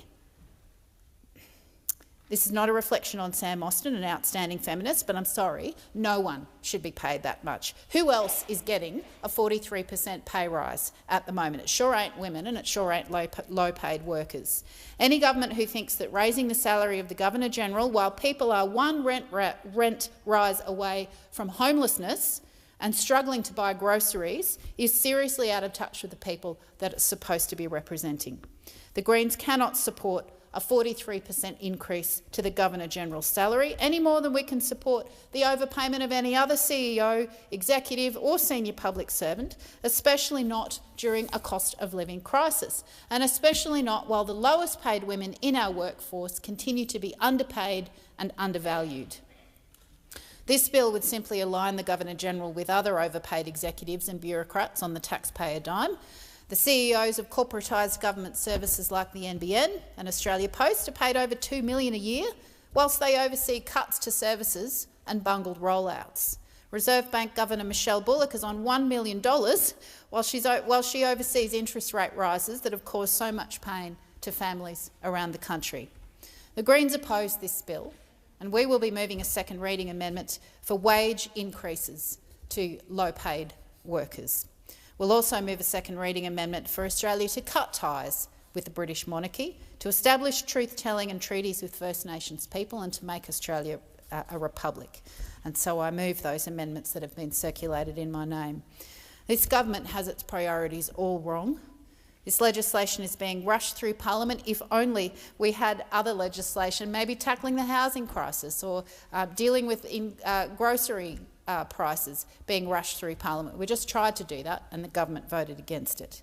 The Greens oppose this obscene increase in salary for the Governor-General, and we will continue to fight for real cost of living relief and for an increase to the minimum wage for low-paid workers. Senator Roberts. Thank you. The Governor-General Amendment Salary Bill 2024 is yet another display of poor judgment from Prime Minister Anthony Albanese. To increase the salary of the Governor-General 43% in a cost of living crisis is an insult to everyday Australians who are struggling with the Albanese government's cost of living crisis. The salary of the Governor-General is fixed for the period of her term, so the rise of $214,000 to a new salary of $709,000 is the only increase in the next 5 years. A 43% pay rise suggests the government knows inflation is going to get worse, much worse. Not only will Ms Mostyn be earning $709,000, the role also includes 2 homes, Government House in Yarralumla and Admiralty House in Kirribilli, right on the Sydney Harbour. The role includes free travel, free food, servants and a pool. The Governor-General receives a pension which is legislated at 60% of salary or $425,000 for life.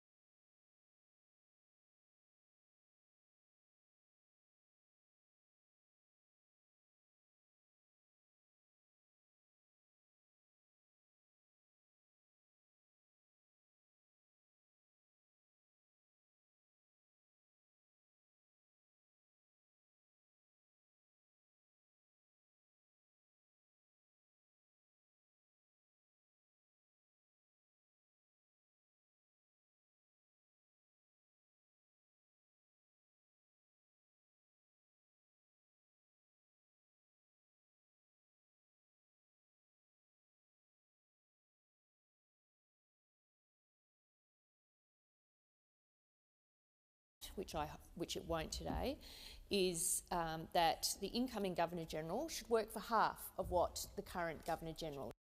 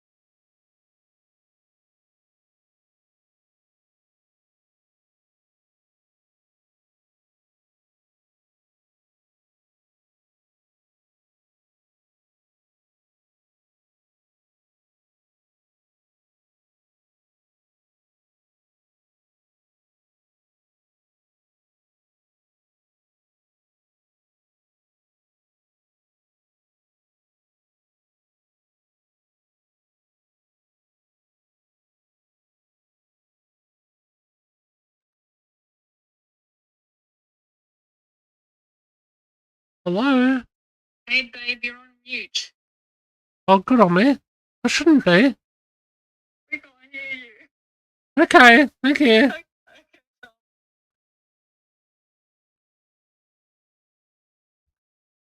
Check 1 2 1 2.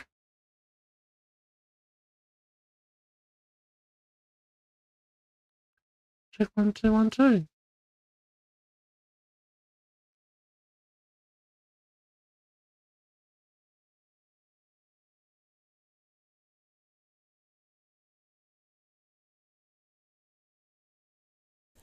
We are focused on ensuring that women get a fair crack at not only employment opportunities but appropriate wages. Check And 1 again, 2 you will 1 not 2. see a government to have done more in 2 years and will continue to do more than this government. But to then conflate that...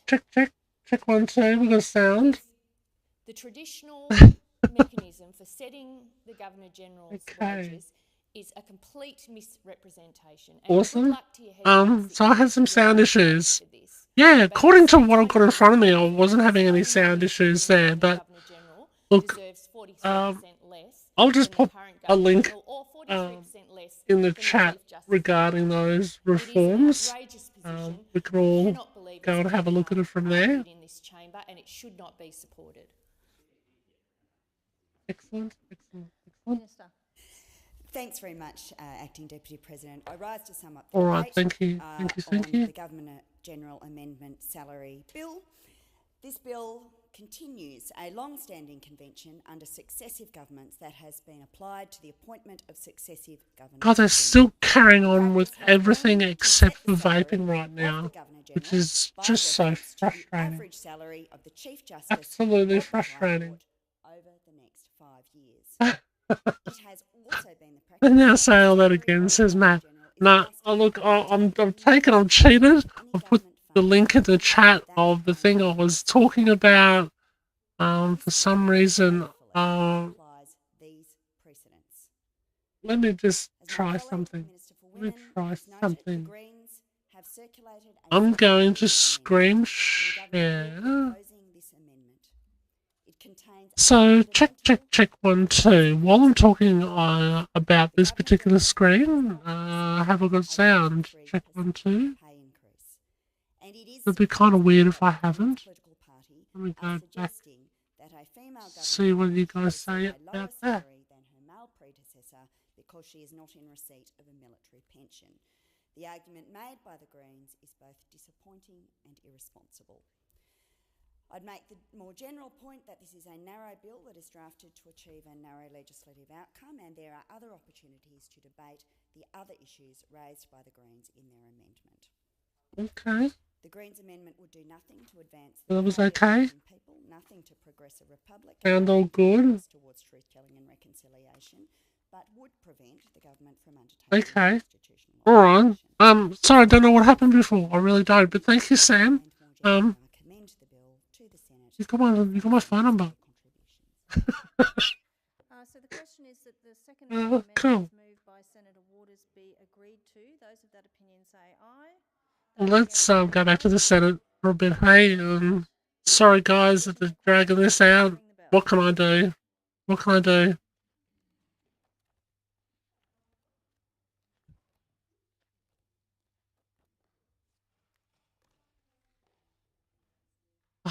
Another division. Are you kidding me? There goes another 6 minutes of our lives, guys. There goes another 6 minutes of our lives.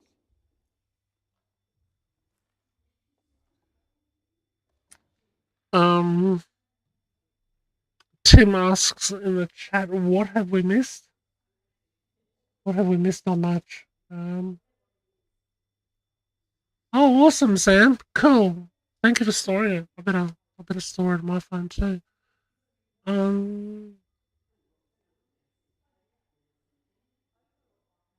Here I was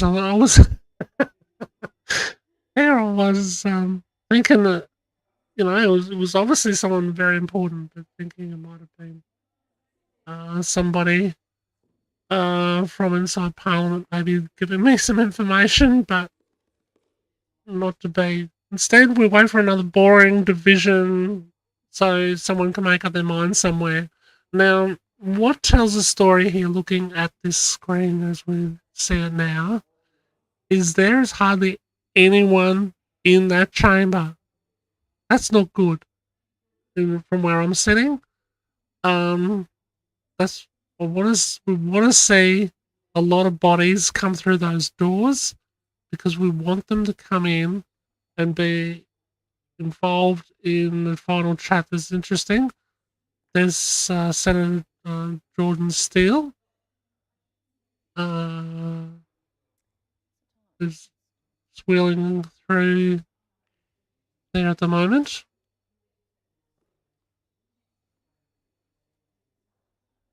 We want to see more people in the Senate because that way we know, as at least as we get closer to midday, when they have a final vote on the therapeutic goods bill.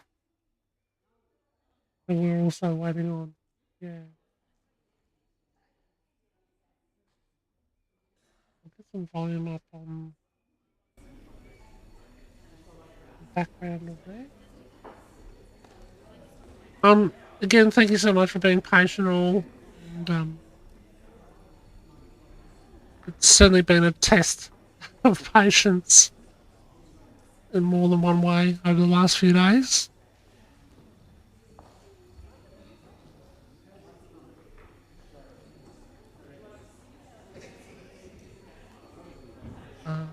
It really seems pretty obvious that the vaping bill is just something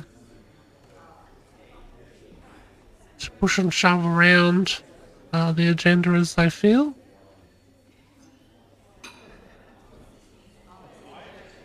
Ross Cadell has entered the chamber,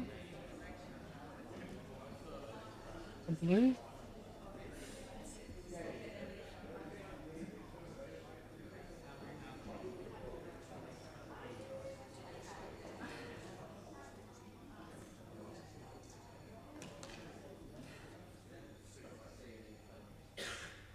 Look, I won't lie, I've seen cricket matches that are definitely far more exciting than this.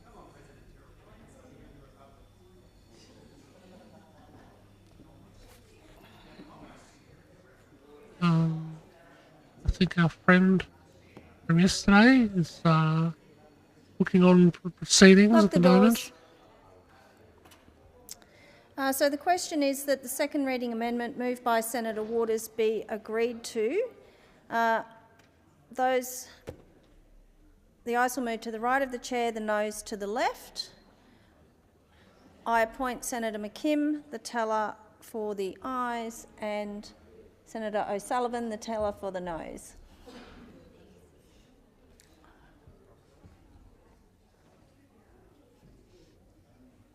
It's pretty obvious. The outcome is here, guys. This has got nothing to do with vaping, by the way, what's going on screen at the moment. We are still painfully waiting for them to get on with it. The last final powwow before we get to the vote at midday, apparently.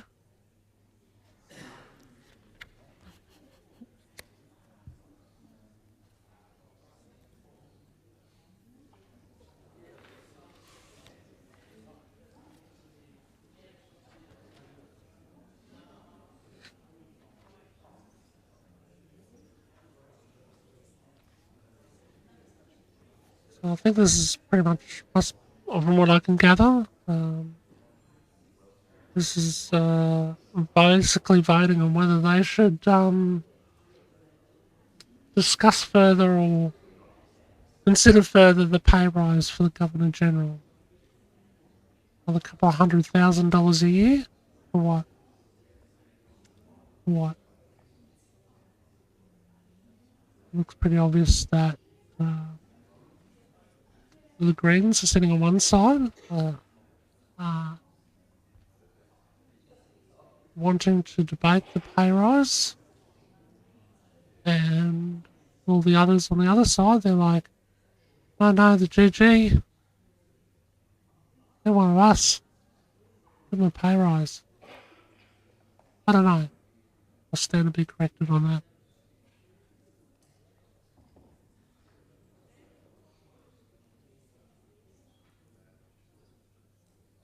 You're absolutely right there. I've considered and not ruled out whether I'll enter into There the political being 10 sphere. ayes and 29 noes, the question or the matter is resolved in the negative. So take note of that, guys, that the noes are The question on the is now right-hand that the bill side be of our read a view. second time. Those of that opinion say aye. Those against say no. I think the ayes have it. Division required. Ring the bells for 1 minute. 1 minute. Here we go again.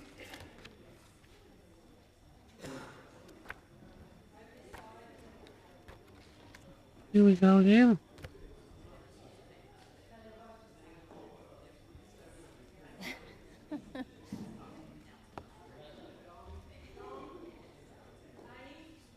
So shuffle across the chamber now to vote for a second reading of the bill. Let's just get on with it. Come on. Thank you for your patience. I see there's 64 eagerly patient people waiting in the chat right now. Thank you for your patience.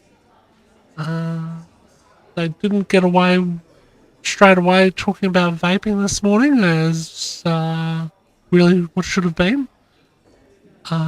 Instead, they're dragging the chain a little bit more. We hope that after this,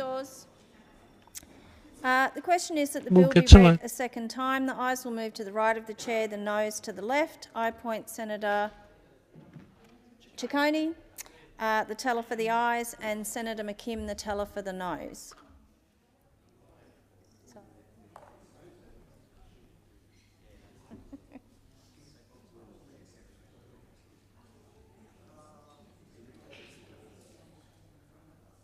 I see Kylie tried calling as well.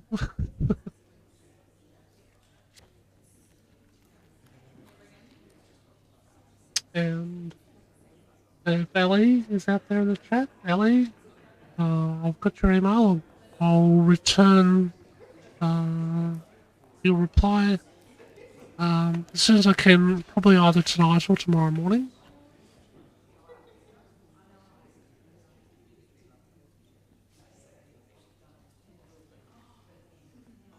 You're welcome, Mr. Coils. You're welcome.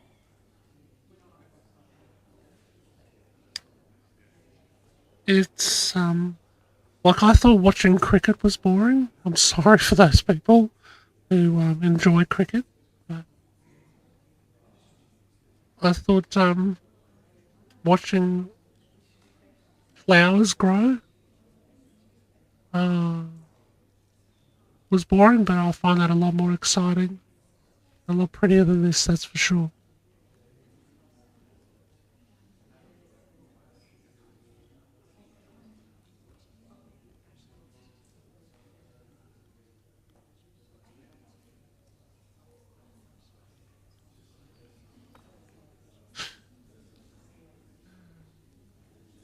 Golf is worse.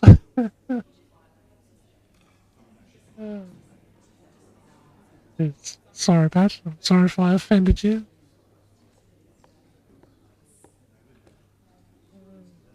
Needs the music so they can play musical chairs.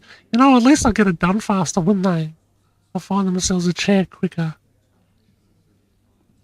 Yes. Put musical chairs in the chamber. While we wait patiently.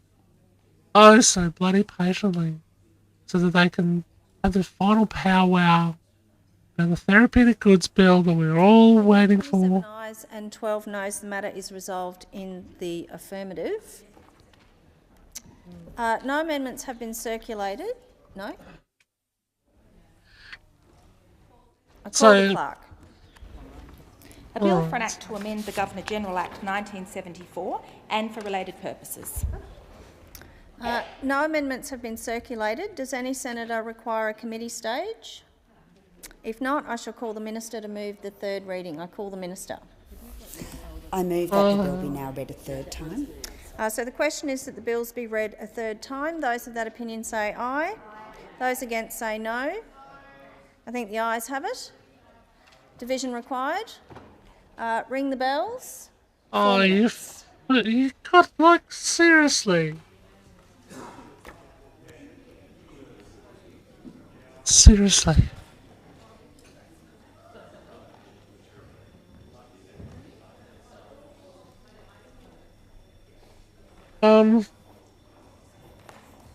Yeah, well, literally we're a live chat right now, guys, as we play a game of patience, and we watch our taxpayers get thrown around in wasted time. They can't make a decision 3 times in a row. There's something bloody wrong. And, what, 6 minutes or something like that at a time. Anyway, we digress.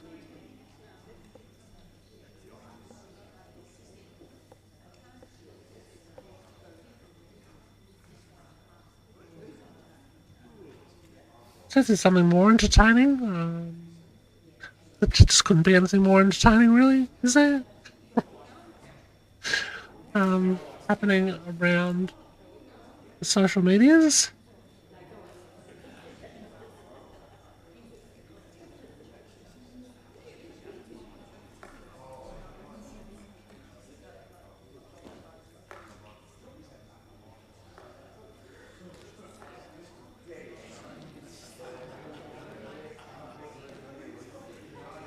Oh, wow.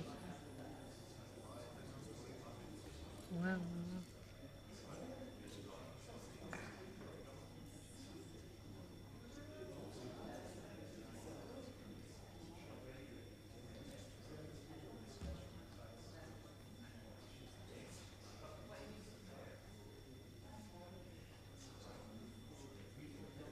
Gosh.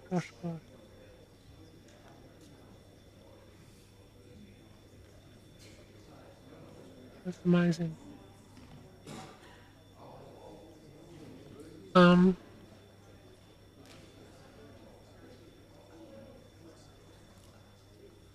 This is where I really, you guys as a community blow my mind at times, really. But I'm just doing what I can, you know? I'm just doing what I can. Shout out to Craig. Just throw this up on X. He has, really helped get behind the Alive movement and understands that it does take money to run. It does, and wow, thank you.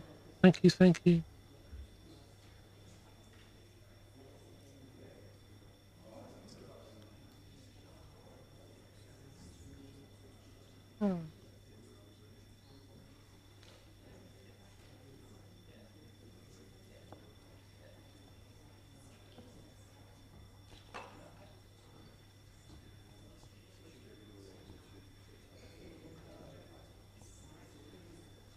Yeah, exactly, Tash. This is a ridiculous amount of time being spent on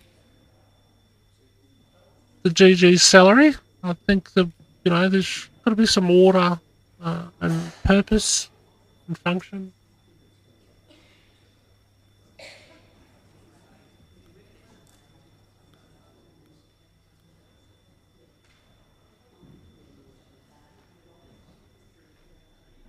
Yeah, thank you, Simon. That's awesome. Really appreciate that.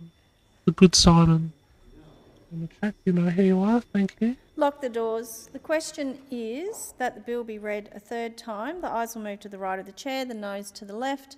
I appoint Senator Ciccone, the teller for the ayes, and Senator McKim, the teller for the noes. Look, if it isn't bloody obvious, it's a waste of time, guys. Get moving.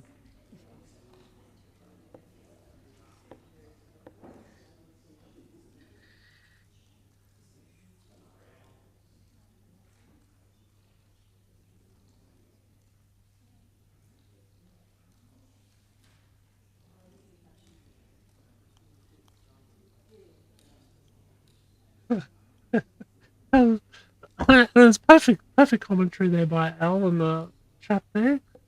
They're seeing if they vote for another vote to see if that vote can be voted on to see if the other vote was good enough to vote on.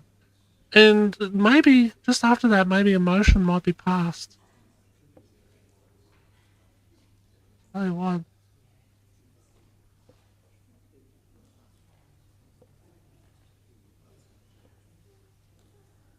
Yeah, very, very painful stuff. So sorry, guys. Really wanting them to hurry up and get on with it. But what can I do? They were meant to get rolling first thing this morning, or at least pretty much close to first thing this morning, and they haven't. Thank you for joining us, and I appreciate your patience. Even if you just There had this being on the 24 background. ayes and 11 noes, the matter is resolved in the affirmative.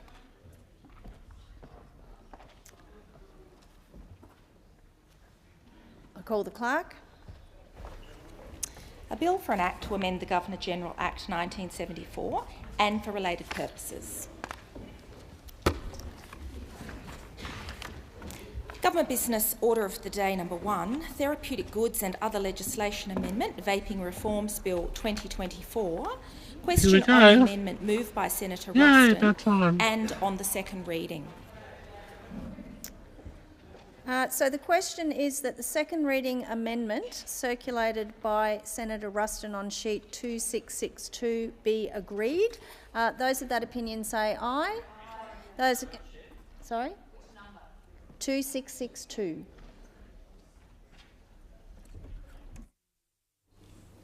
Reading amendment.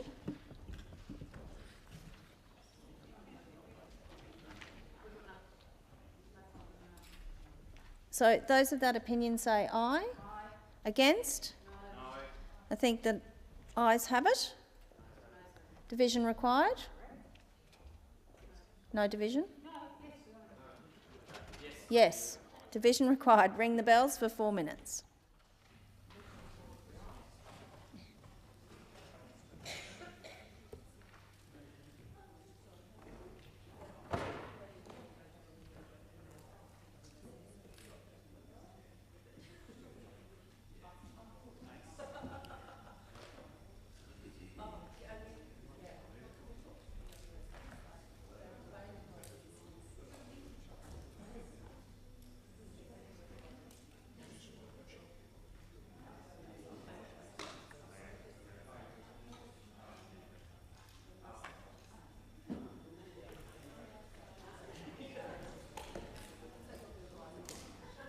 Okay, guys, a bit of an update here. This is voting on whether a provision that was recently added a while ago by Liberal Senator Anne Ruston on the Therapeutic Goods and Other Legislation Vaping Reforms Bill 2024. They're voting on whether it should be considered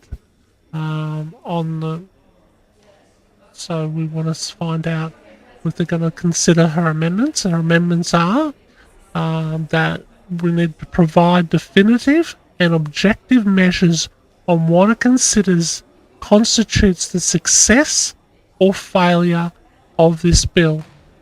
So we want to provide definitive and objective measures on what it considers constitutes the success or failure of this bill. And part B, if these measures are not met, move to alternative regulatory models such as allowing vaping products to be sold in general retail. So this is interesting, by all means. This is an amendment request by Liberal Senator Anne Ruston. And I would suggest that we're looking for the ayes to have it. That'll be important here because there needs to be some measures of success or failure for this bill.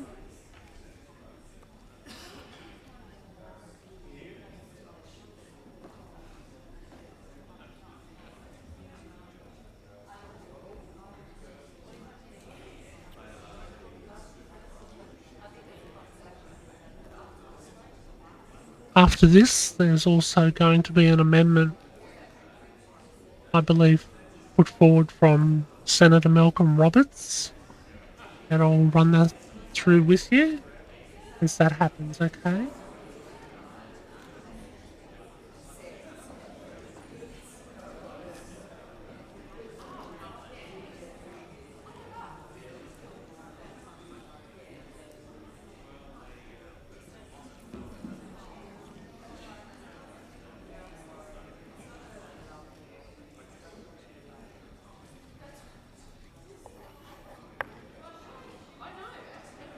Numbers look pretty even across the chamber at the moment on that, so it might be tight.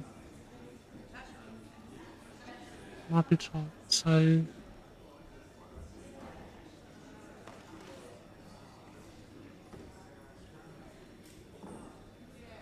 voting on an amendment be heard. This is just so it can be heard. For Anne Ruston's amendment to provide definitive and objective measures on what it considers and constitutes the success or failure of this bill, meaning the therapeutic goods and other legislation amendment vaping reforms bill. Lock the doors. The question is that the second reading amendment moved by Senator Ruston on sheet 2662 be agreed. The ayes will move to the right of the chair, the noes to the left. I appoint Senator O'Sullivan the teller for the ayes and Senator Grogan the teller for the noes. Ayes to the right. Unfortunately, I think, oh, Jesus close. It's very close to the part B to that is if these measures are not met, move to alternative regulatory models such as allowing vape products to be sold in general retail. I'm reading straight off 2662.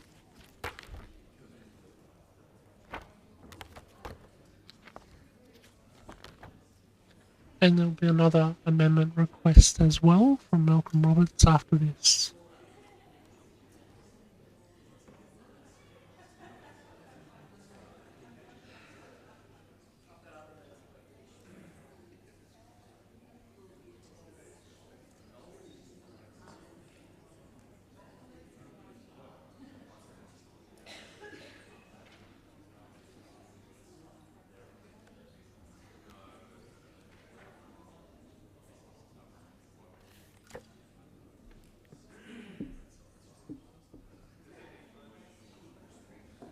So on screen, we're looking for the majority to be on the left-hand side. The right-hand side is predominantly the Greens. You'll notice the Greens have Labor members. On the left, you'll notice they're predominantly Liberal and National senators. Probably a few independents in there as well.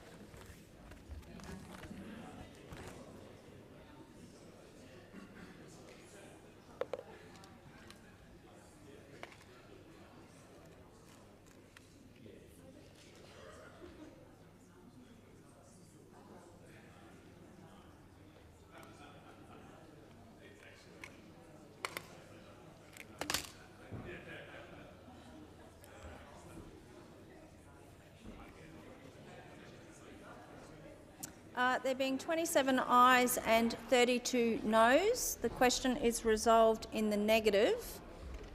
Senator Roberts, close. do you want to move your amendment? Is he here? Unfortunately, it's been voted down. Unfortunately, the amendment for Anne Ruston's amendment request has been voted down. Yes.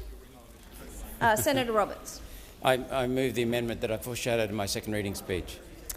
So the question is that the second reading amendment on sheet 2676, moved by Senator Roberts, be agreed. Those of that opinion say aye. Those against say no. I think the noes have it. The noes have it. All right. Where are we at? That's Malcolm Roberts's amendment has been voted down. Don't have to wait for this now. So the question is that the bill will be read a second time. Those of that opinion say aye. Those against say no. The ayes have it. Minister. No? Call the clerk. a bill for an act to amend the Therapeutic Goods Act 1989 and other legislation in relation to vaping goods and for related purposes. Minister. I thank senators for their contributions to the debate on the Therapeutic Goods and Other Legislation Amendment Vaping Reforms Bill 2024. The Albanese Labor government is taking world-leading action to tackle vaping.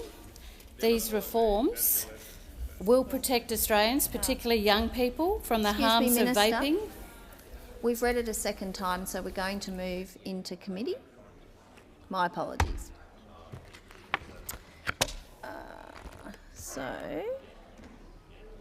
All right, so we're now going to move into the committee stage.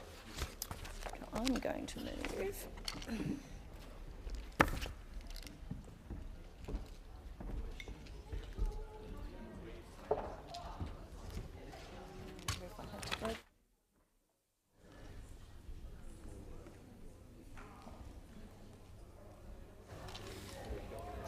All right, what are we doing? We're looking for a speaker, so the minister is.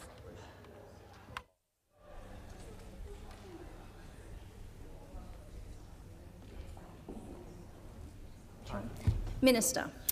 Chair, I table a supplementary explanatory memorandum relating to the government amendments to be moved to this bill. Is it the wish of the committee that the bill be taken as a whole? There being no objection, it is so ordered. Am I moving on to this one? Question is that the bill stand as printed. Those of that opinion say aye.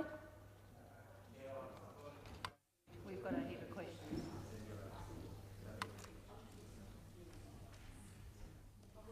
We'll be going to questions. So those of that opinion say aye. Those against say no. What are you doing?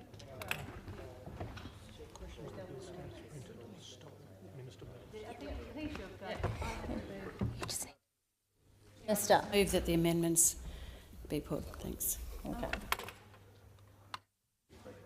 you want to speak to them? No. Oh, okay.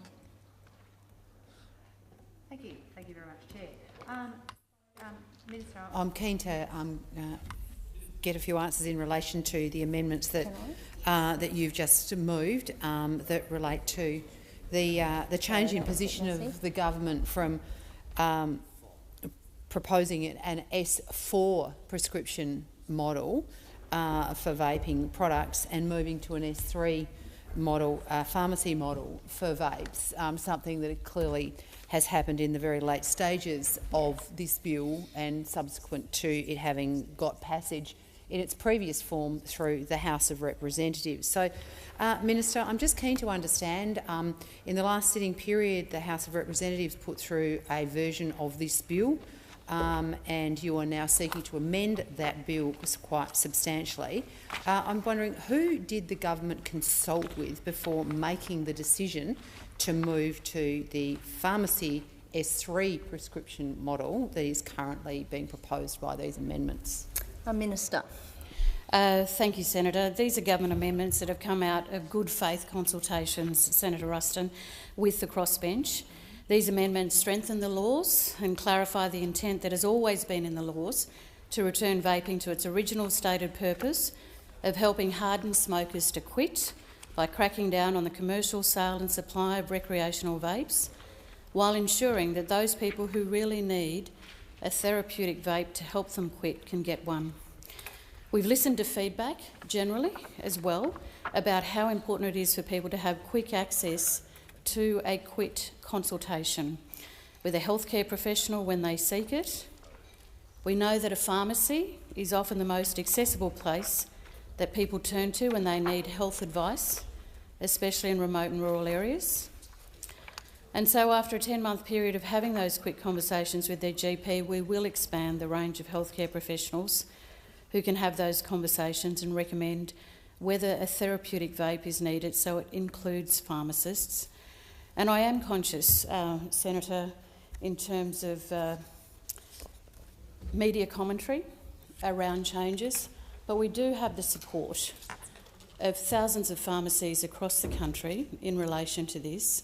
This has been a long process and one that Minister Mark Butler has worked diligently on with the health sector, with the AMA, with GPs, with pharmacies, and so we are prepared to move these amendments. Senator Ruston. Thank you, Minister. And I note you made the comment in your contribution that thousands of pharmacies around Australia support your change from an S4 to an S3 model. So, can I ask how many pharmacists did the government consult with before changing its mind around this model and moving to an S3? Minister. Oh, well, I believe I've just answered that, Senator. Senator Ruston. Would it be possible to be able to provide advice to this chamber as to who those thousands of pharmacists were? Minister. Senator, Minister. it has been... Just wait for the call. Minister. Thank you, Chair. Senator, it has been public consultation, very much on the record. We've seen through the Senate, through the processes that have gone through the Parliament, and it is very clear through what I've said here and what the Minister has said excuse me, in media interviews as to the consultations that have taken place across the country. Senator Ruston. When did the government advise the peak representative bodies of pharmacy of your intention to change the model for access to vaping products? Minister. Well, there's no doubt since this came in as discussion, really, at the end of last year and even as early as this year, that this was going to be a very difficult task, but one that was necessary for our country in terms of ensuring the safety of children in particular. And so the conversations, the inquiries, the meetings, as I've outlined in my initial response to you, have been fully on the record, and that's all I have to say on it. Senator Ruston. Minister, I'm keen to be really clear around what I'm asking you, and that is, when were the peak pharmacy bodies in Australia advised of the decision of the government, obviously in consultation with your agreement with the Greens? When were they advised of the change in the policy position that is reflected in the amendments to this Act or this bill? Minister. Thank you, Senator. We are in constant conversation with the pharmacy sector, with the medical fraternity more broadly across the country. There is a very complete understanding of the machinations of the Parliament and the differences that different parties may hold on particular pieces of legislation. They do entrust that those conversations we have as political leaders with those political parties will still take on board the issues that those areas and those sectors have raised with us. So this is not a surprise. This is something that has been clearly supported, and the Minister is very confident in that support. Senator Ruston. Minister, were the Pharmacy Guild or the Pharmacy Society of Australia advised of the decision by the government to move to an S3 model for the sale of vapes in Australia prior to the announcement on Monday by the Greens? Minister. Senator, I can say this, that the Pharmacy Guild of Australia stood beside the Minister for Health only a month ago, and Trent Toomey said, Australia's 6,000 community pharmacies stand ready, willing and able to work with both the Commonwealth and state and territory governments to not only keep vapes out of the hands of our children, but also to increase the accessibility of smoking cessation alternatives. And this is exactly what our laws here will achieve. Senator Ruston.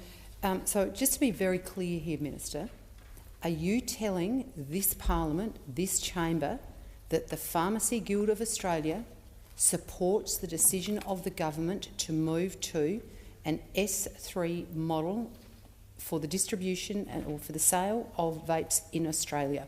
That's what you appear to have just said, although I don't think you specifically and explicitly said that, but I would like you to advise this chamber, have you ever had receipt from the Pharmacy Guild to say that they support your decision to move to the S3 model, because what you've just described was a commentary from Mr Toomey when an S4 model was before this chamber and was the government's policy. Have you any evidence whatsoever to substantiate your claim that the Pharmacy Guild support the decision of this government to change its position about the need for a GP prescription to access vapes in this country? Minister. Thank you, Chair. Senator Ruston, your question was in relation to consultation with the Pharmacy and Pharmacy Guild, which is what I responded to.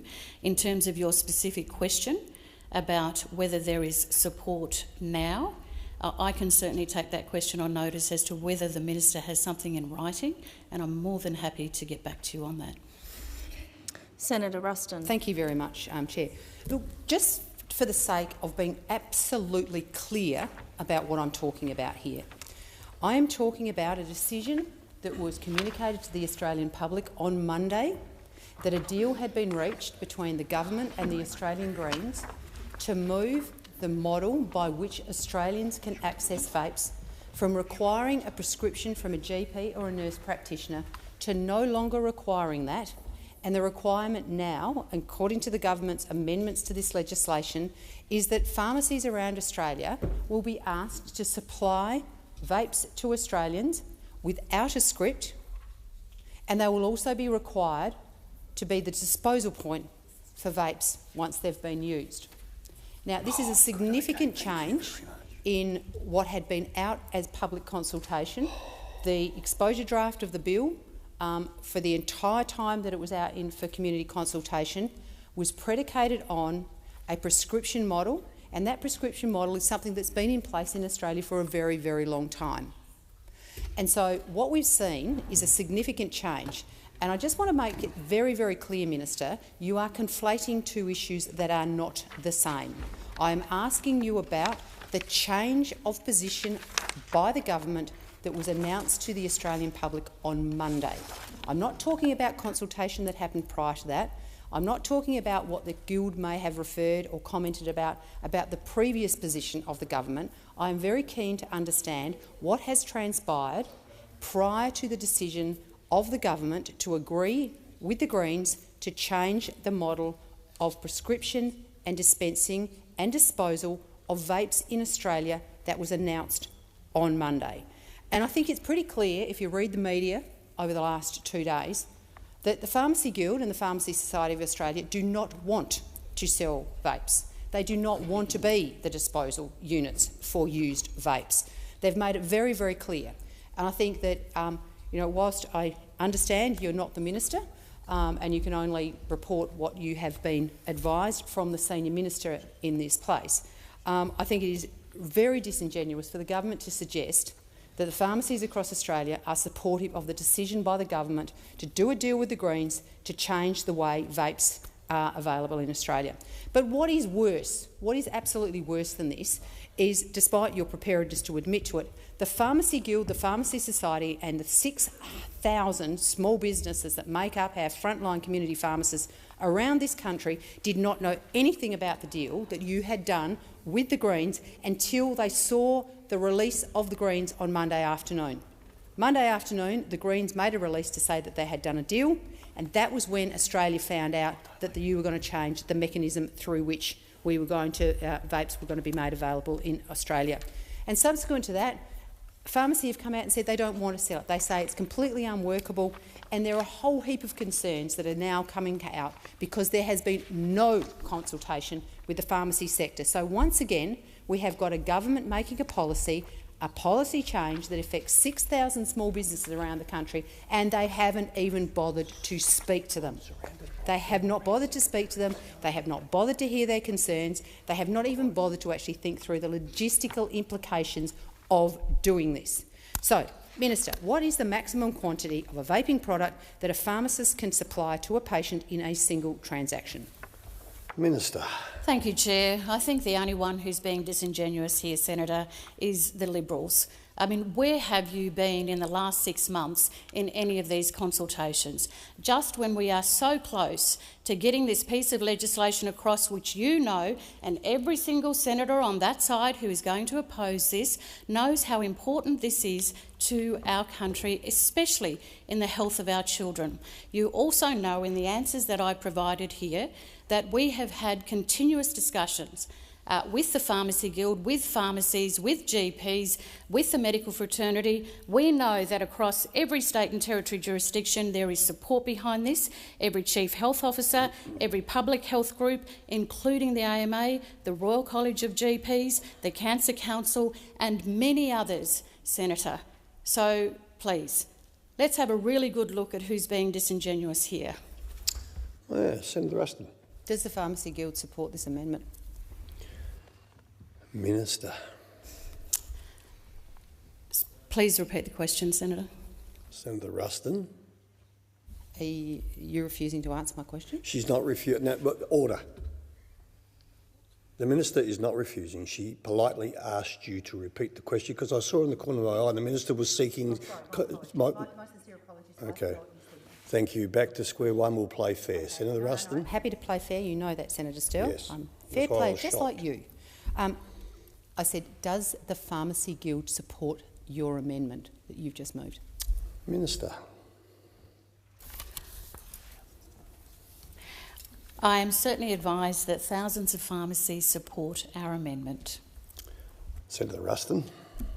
Could I perhaps ask again, does the Pharmacy Guild support the government's amendment? Minister. Thank you, Chair. Senator, as I've responded earlier, that in terms of any written documentation that has been provided to the Minister, if there has, I'm more than happy to take that on notice and table that if appropriately. Senator Ruston. Does the Pharmacy Society of Australia support your amendment? Minister.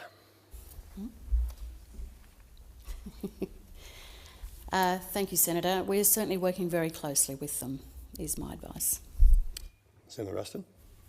Could I just get it clear? So you're working closely with them on something that you're going to ask this chamber to vote on by midday today. So you're going to guillotine this, but you're working closely on... It doesn't seem like there's much working closely when the decision's going to be made by 12 o'clock because you've chosen to guillotine this particular bill. Before we were talking about that, I actually asked you before that, what is the maximum quantity of a vaping product that a pharmacist can supply to a patient in a single transaction? Minister. 1 month if not prescribed, and if prescribed, the prescribed amount. Senator Ruston. Okay, so given the range of products, the nicotine strengths, consumer usage patterns, how is a pharmacist supposed to objectively determine what constitutes a month's supply? Minister. Well, you know, I think what we're asking here is how well trained are pharmacists. I think that's almost an insult to the intelligence of pharmacists across the country, Senator. They prescribe lots of medications, hundreds and hundreds of medications across the country for different treatments, and I'm sure they're more than capable of understanding how much a month of supply is. Senator Ruston. Thank you, Chair. Under most prescribing arrangements, the pharmacist would be given a quantity of that prescription. Like, for instance, pseudoephedrine has a requirement of the quantity that is able to be supplied in that period. So I'm just interested to understand you know, what training is going to be in place in terms of pharmacy, but particularly when the pharmacy sector has already been very clear that it doesn't want to do this anyway because they don't believe that it fits in with the role that they play in the community. So whilst I do absolutely respect the extraordinary professionalism and the health knowledge of our pharmacists, I mean, we're talking about a completely different thing here. So I'm just once again understanding, you know, so if somebody walks into a pharmacy and they are allowed 1 month's prescription, I mean, what does that entail? How are the pharmacists supposed to be able to meet the obligations, the legal obligations of supplying a month? Minister. Thank you, Senator. I'll just reflect back on my response around the Pharmaceutical Society, and my response was that we are working closely, and in one of those areas, obviously, it is around this particular point in terms of the guidance that's required for pharmacies in being able to know what to do in terms of the month prescription. Senator Ruston. Minister, I would suggest this is actually the law, it's not professional guidance that we're putting through here. So more specifically, is the Minister aware of concerns regarding pharmacies' liability or professional indemnity in supplying unregistered products without a prescription? Minister.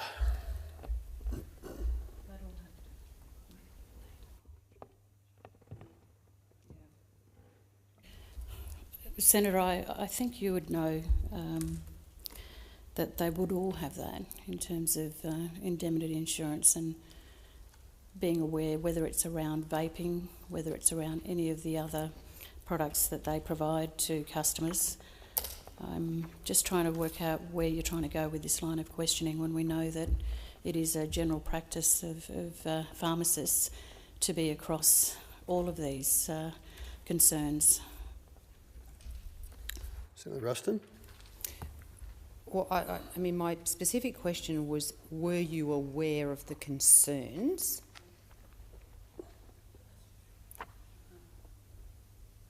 So, is the government aware of these concerns? Minister.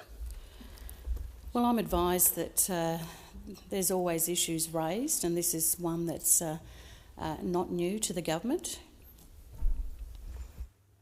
Senator Ruston. Yeah. So what I need to understand is whether the government has sought to understand itself whether existing indemnity and liability insurance is sufficient to cover the requirement of pharmacies to provide and supply these particular products.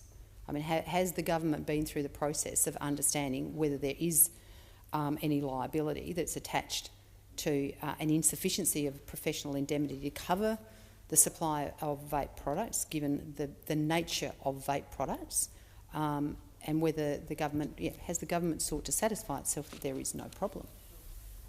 Minister. Thank you, Senator. And I'm certainly advised, and I know that in your role as a minister previously, you know that when pieces of legislation go through, all of these processes are checked through in terms of indemnity, looking at liability. I mean, they are part and parcel of what we try to do in terms of the scrutiny of any piece of legislation that comes before the Senate. Senator Ruston. Could the Minister point me to the part of the legislation that refers to professional indemnity?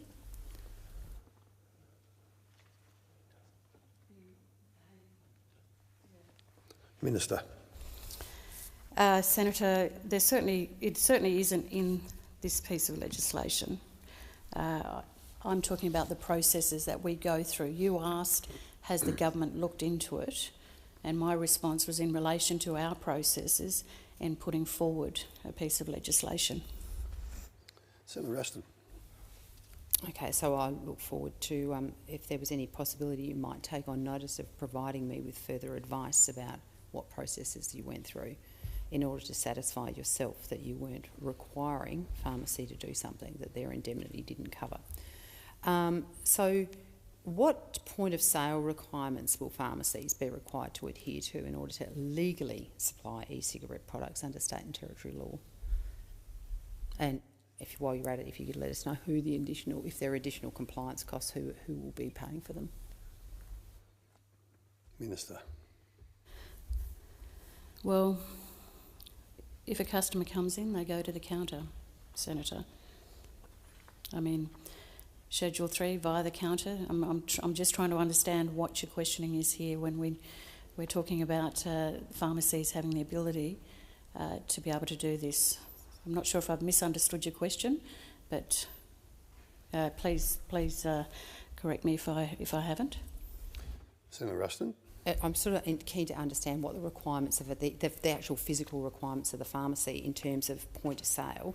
So, for instance, if e-cigarettes can't be stored where they're visible to the public, often you would suggest they need to be stored in lockable cupboards or whatever. Are there any requirements in terms of point of sale that are specific to the sale requirements of vapes?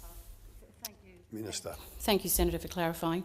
Well, it would be behind the counter. It's not something that a customer would walk in and be able to pull off the shelves. Senator Ruston. So there would be nothing to stop a pharmacist from having a pile of vapes right next to the baby Panadol, for instance, behind the counter, which also requires an over-the-counter access. Minister. Well, Senator, at some point we need to be able to trust the pharmacies to be able to use their discretion, I would imagine. Senator Ruston. I'm not sure the pharmacies want to use their discretion, which I think is the point I'm trying to make.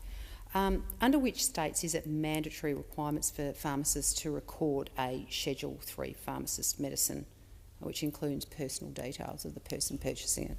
Minister. I'll take it on notice.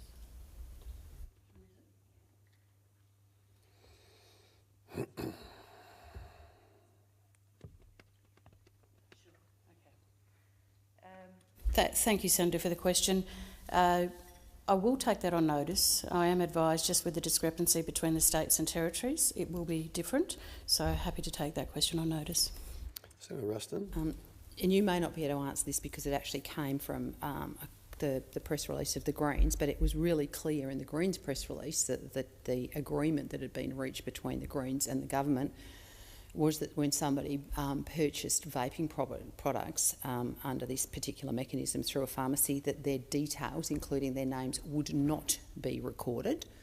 I accept that you've taken on notice my question, but right now, under Queensland law as an example, a pharmacist must attach a label to a Schedule 3 medication, and attaching a label includes the details of the person that are purchasing it, and the pharmacist is required to keep that information for 2 years. So I'm just interested to understand the inconsistency between the announcement of the fact that personal details would not need to be recorded, and yet under Queensland law they are required to be recorded. Minister. Thank you, Senator. I can certainly take that question on notice. Senator Ruston. Is the Minister aware that several of the big banner pharmacies, with hundreds and hundreds of pharmacies under those banners, have indicated they will not stock vaping products in their pharmacies? Minister. We are aware that there are pharmacies that will already have chosen not to do that, Senator. We've already seen that there are thousands across the country who do adhere to this, so we are conscious of the fact that there will be some that won't. Senator Ruston. In the use of the word some, one would presume you're not thinking it's going to be terribly many. Do you have any indication at all of how many pharmacies are likely to not stock? Has any work been done to understand that? Minister. I'm advised that we are leaving it entirely up to them, to the pharmacy sector. Yep. Okay. Senator Ruston. I'm just wondering, is there any other examples that the Minister might be able to point to where unregistered products can be supplied without a prescription?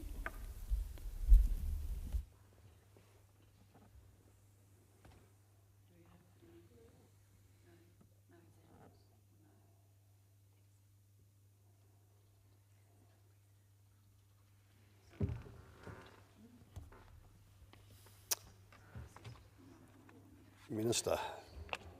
Thank you, Senator. I'm advised no, there isn't. Senator Ruston.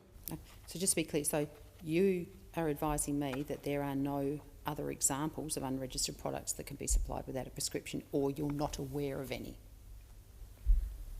Minister. Well, that's slightly changed again, so I will take that question on notice. Senator, I was referring to your initial question. Senator Ruston. Well, just to be clear, I actually read the previous question that I'd already thought through. Can the Minister provide other examples where an unregistered product can be supplied without a prescription, was my first question, and you said no to that. So basically you're saying you can't provide other examples. You're not suggesting that there aren't other examples, you just don't have any. Okay, well, to that end, would it be possible to provide on notice to this chamber any other examples that do exist, bearing in mind I quite understand why you probably don't have them in your back pocket, but could you seek from the department and in the shortest possible time, provide us with a list of unregistered products that can be supplied without a prescription? The Pharmaceutical Society of Australia President Fay Sim has said publicly that these amendments undermine the role of pharmacists as healthcare professionals. Minister, have you heard that? Minister. No, I haven't heard that, Senator. Senator Ruston. Agree with that. Minister. As I've said here this afternoon, that or this morning, what time is it? Still morning. As I've said, that we are leaving it to pharmacies to use their discretion as to whether they wish to go down this path in adhering to the laws that we'd like to pass here for the general safety and well-being of our children across Australia. Clearly there will be always different points of view, Senator, but I would encourage pharmacists who are listening across the country to please get on board, to assist our government to go ahead with this world-leading piece of legislation that will make a difference to the lives of families across our country. Senator Ruston. Well, Senator Minister, I suppose you still are a Senator, as well as a Minister. If this legislation is world-leading, as you've just referred to it, why is the government waiting 3 years for it to be reviewed? And will the government support the opposition in having a review in 1 year to see how amazingly world-leading it really is? Minister. Thank you, Senator. I love your support for what we're trying to do. It's clearly on show for all of us to see. What we will need to do over the next couple of years is obviously get data, Senator, to be able to understand just the usage, what's happening with the pharmacies, what's happening with our schools, what's happening with our children, the sales of vapes, what kind of data we will require to then be able to have a very thorough review. Senator Ruston. Thank you. And look, I think there is one thing that everybody in this chamber, everybody in this parliament, and I think everybody across the whole of Australia, is that we don't want people, particularly children, to get access to vapes, and most particularly we do not want a thriving black market to continue, which is what we know that we have under the current arrangements. So to this end, Minister, could you advise where the Illicit Tobacco and E-Cigarette Commissioner is, and when are they due to commence their role, which was a previous commitment of your government under previous legislation about 6 months ago? Minister.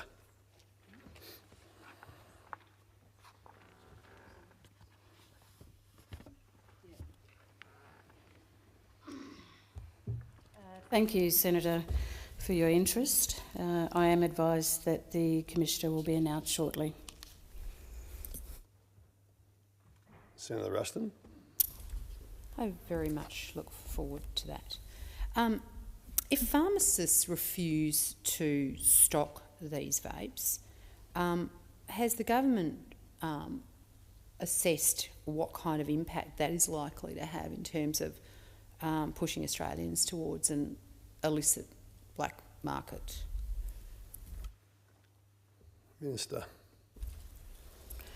Well, as I've said, Senator, clearly pharmacies will have the discretion as to whether they support this, and I certainly hope they do, and as to how they will go about it. We are very aware of the concerns around the black market, and the reason why, or the reason what we've done to actually deal with that issue and the possibilities that it could impact is to provide funding in terms of resourcing an additional $25 million to the Australian Border Force and $56.9 million to the TGA over 2 years. You know, we don't go into this thinking there will be no black market. We recognise that we have to deal with the realities here, and so that's our way of ensuring the enforcement around that, and we sincerely hope we can see the details through this over the next couple of years. Senator Ruston. Is it the government's view that vapes are medicine? Minister.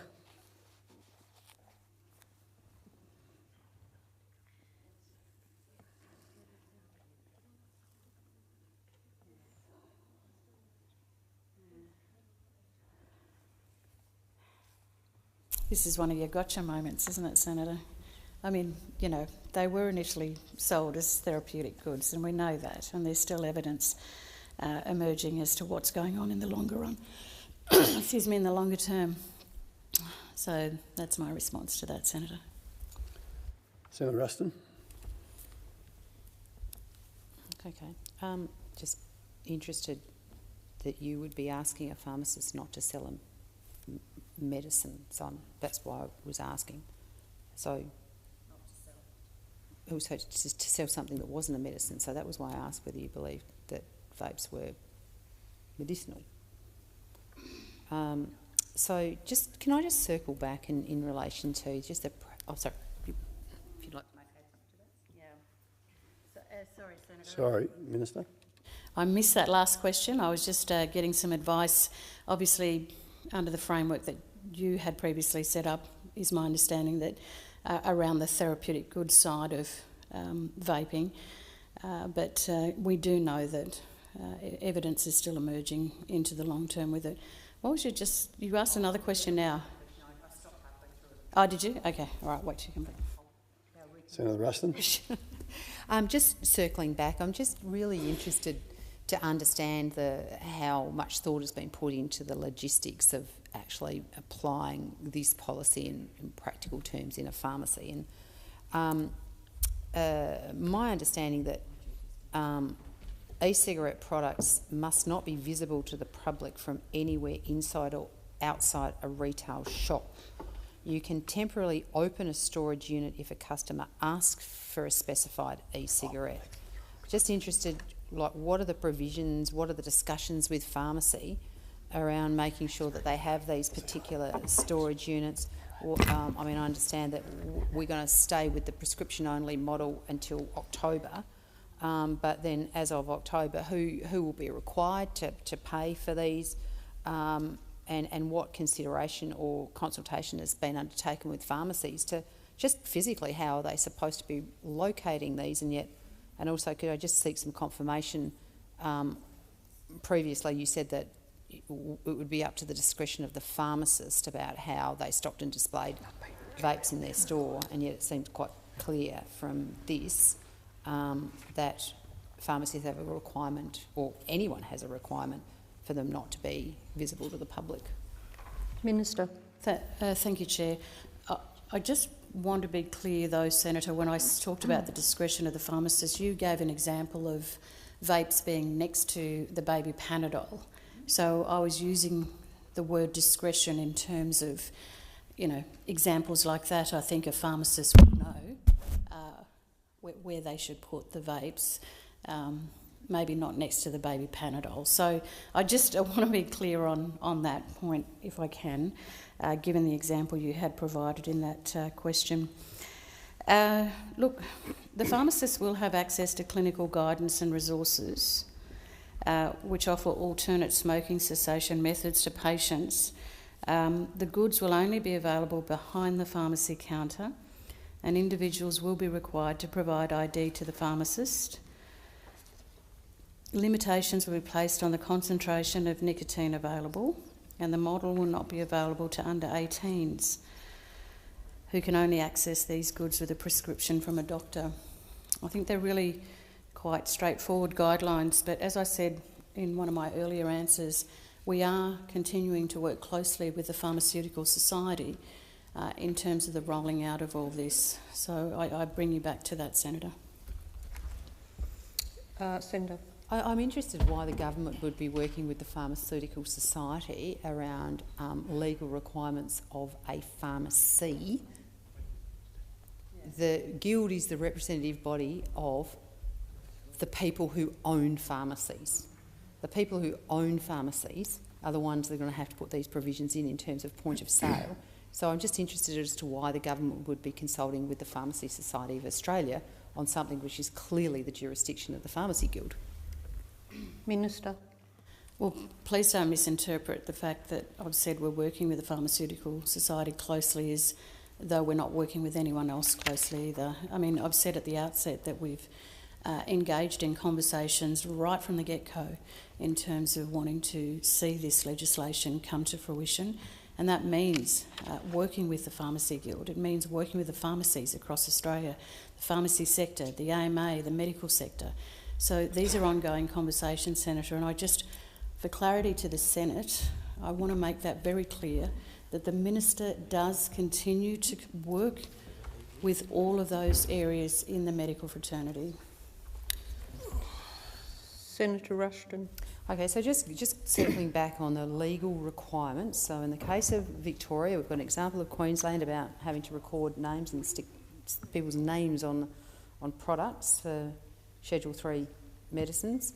The Victorian government, as I've just pointed out, requires e-cigarettes to be stored in, not to be visible and be stored in lockable containers. So I'm interested to understand that there's this sort of like almost a juxtaposition between you saying that it's, you know, we respect the discretion of the pharmacies and their professional health or, you know, authorities, and I absolutely think our pharmacists are fabulous. But they have legal requirements. They are the laws of the states and territory of Australia provide them with a legal requirement to comply with the laws of those states. And yet you are not giving me any response as to, so we have to have non-visible, lockable containers in which vapes must be stored, and the only time they can be opened is to actually get the vape out and sell it to the customer.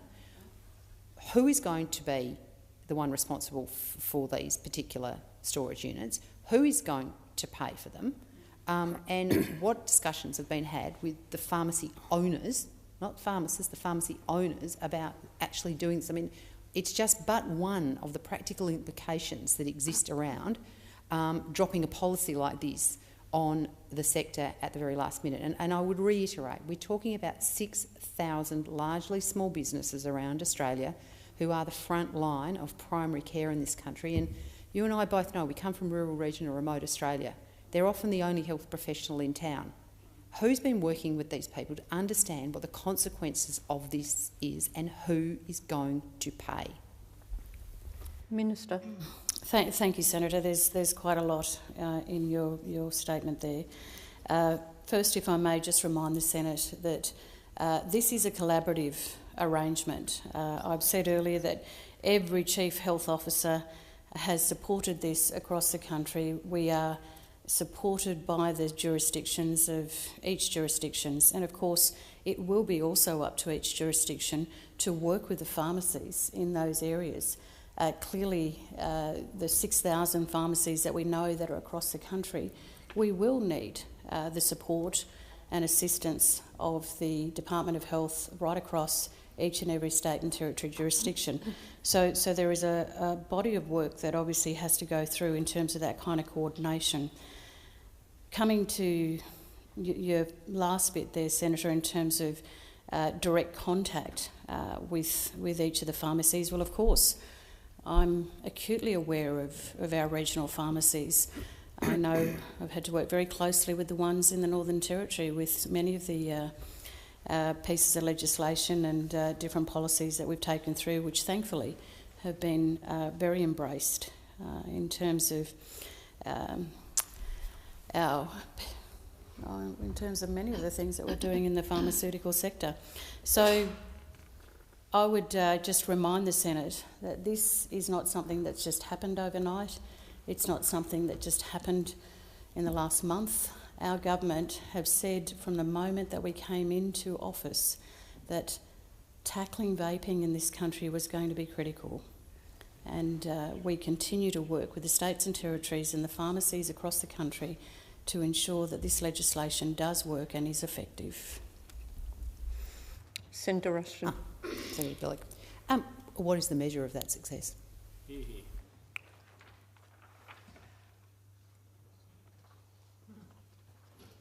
Minister. Well, I guess I'd certainly like to see that our young people are no longer vaping. I think that's probably the most obvious response to that. I think that families can feel that their kids are no longer addicted, that they're no longer vaping in places that they shouldn't be, that they're no longer using it. Okay, so that's a very anecdotal and a very personal response there, Senator, but I think it's still a very relevant one that impacts families across the country, teachers who try to work with their students across the country. You know, the legislation commits us to undertake an independent review of the bill and associated instruments within 3 years. That's how we will measure. In addition, the government is using a range of resources and data to monitor the impacts of the vaping reforms over the short and longer term. It's important to note these reforms include a series of different regulatory activities, many of which are yet to be implemented, and these reforms are part of a broader suite of regulatory and non-regulatory measures being implemented by all Australian governments to reduce rates of vaping and smoking. We have commenced work with states and territories and other key partners to develop an evaluation program, including outcome indicators to monitor progress. And the work of the states and territories is absolutely critical to these reforms, to the success of these reforms, and the development of nationally agreed monitoring and evaluation activities, including agreed measures of success. Senator Ruston. Well, I look forward to seeing the metrics of success. But can I just point to something that you made in your previous contribution? You said this just hasn't happened overnight.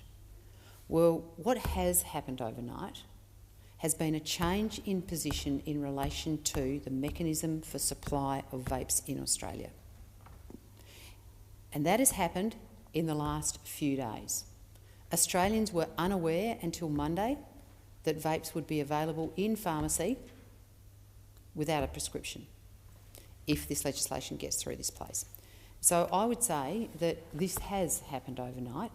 It's happened overnight because for some reason the government decided that they wanted to do a deal with the Greens. I don't know why the government decided that they needed to change their position, because I have to say the government has been absolutely rock solid in its obsession with sticking with the prescription-only model up until a few days ago. The Coalition has always taken the view that restricting and prohibiting access of vapes to children was always the #1 priority that should be delivered through legislation in this parliament, and we do not shy away from that. We merely differ in our belief about how that is best achieved, because at the end of the day, the Coalition believes in being honest with the Australian public, and that is the mechanism through which vapes are currently available is plainly not working. It is not stopping children getting access to vapes. I don't think there is anybody in this place that doesn't believe if they walked out of here, no matter how old they were, could walk into a store somewhere in Canberra and buy a vape. That has been no different over recent times, and it is still no different, and following this legislation will be no different. But what we would say is that the need for you to have gone and done a deal with the Greens under the cloak of darkness, without any consultation with the very people that it's going to impact, the very people who you expect to implement this change of policy, Australia's 6,000 small business pharmacies around the nation, I think it is not correct to put on the record that this hasn't happened overnight. The change has happened overnight. I will absolutely concede that the government has been pursuing a prescription-only model since it came into government. It has not been pursuing a pharmacy-dispensed model until Monday. Well, you may have been pursuing that, but the public was unaware of it, and the very people who have to put it in place were unaware of it until Monday. So I would say that what we have before us here is one of the most confusing deals I have ever seen, the need for which I have yet to see. We have got a completely unworkable solution now being put on the table. We have got a whole heap of our frontline health professionals, our primary healthcare workers, our pharmacists, not wanting to have anything to do with this particular change in plan, and yet the government sits here and somehow pretends that they have been consulting with Australia's pharmacists about this particular change. So it's very disappointing that we should be sitting here today. We're going to see a messed up change. I mean, it's just created great confusion across the country. There is no consistency what's going on here, and yet the government seems to think that it's okay to do some deal with the Greens at the last minute and confuse all of Australia. And so it's very disappointing, Minister, that in all of the conversations that we've had this morning, we don't seem to have got any understanding about the practical implications of a last-minute policy change on one of the most important parts of our health system, a part of our health system that's under immense pressure. We all know that primary care is under immense pressure at the moment, and now we've just turned around and blindsided pharmacy once again. This is a track record of this government. They did it last year when they decided without any consultation that you were going to bring in double dispensing. We've seen the result of that particular action. It's hardly delivered any real benefits in terms of the cost of medicines to Australians.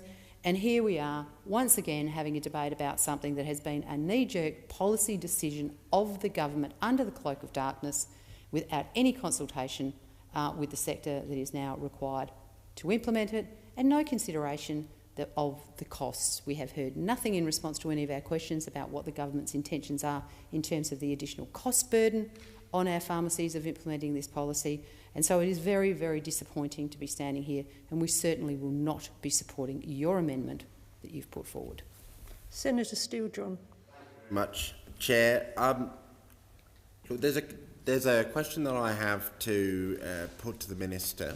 Before I do, I just want to clear a couple of things up, at least from the Greens' perspective and as a member of the committee which conducted the inquiry into the bill.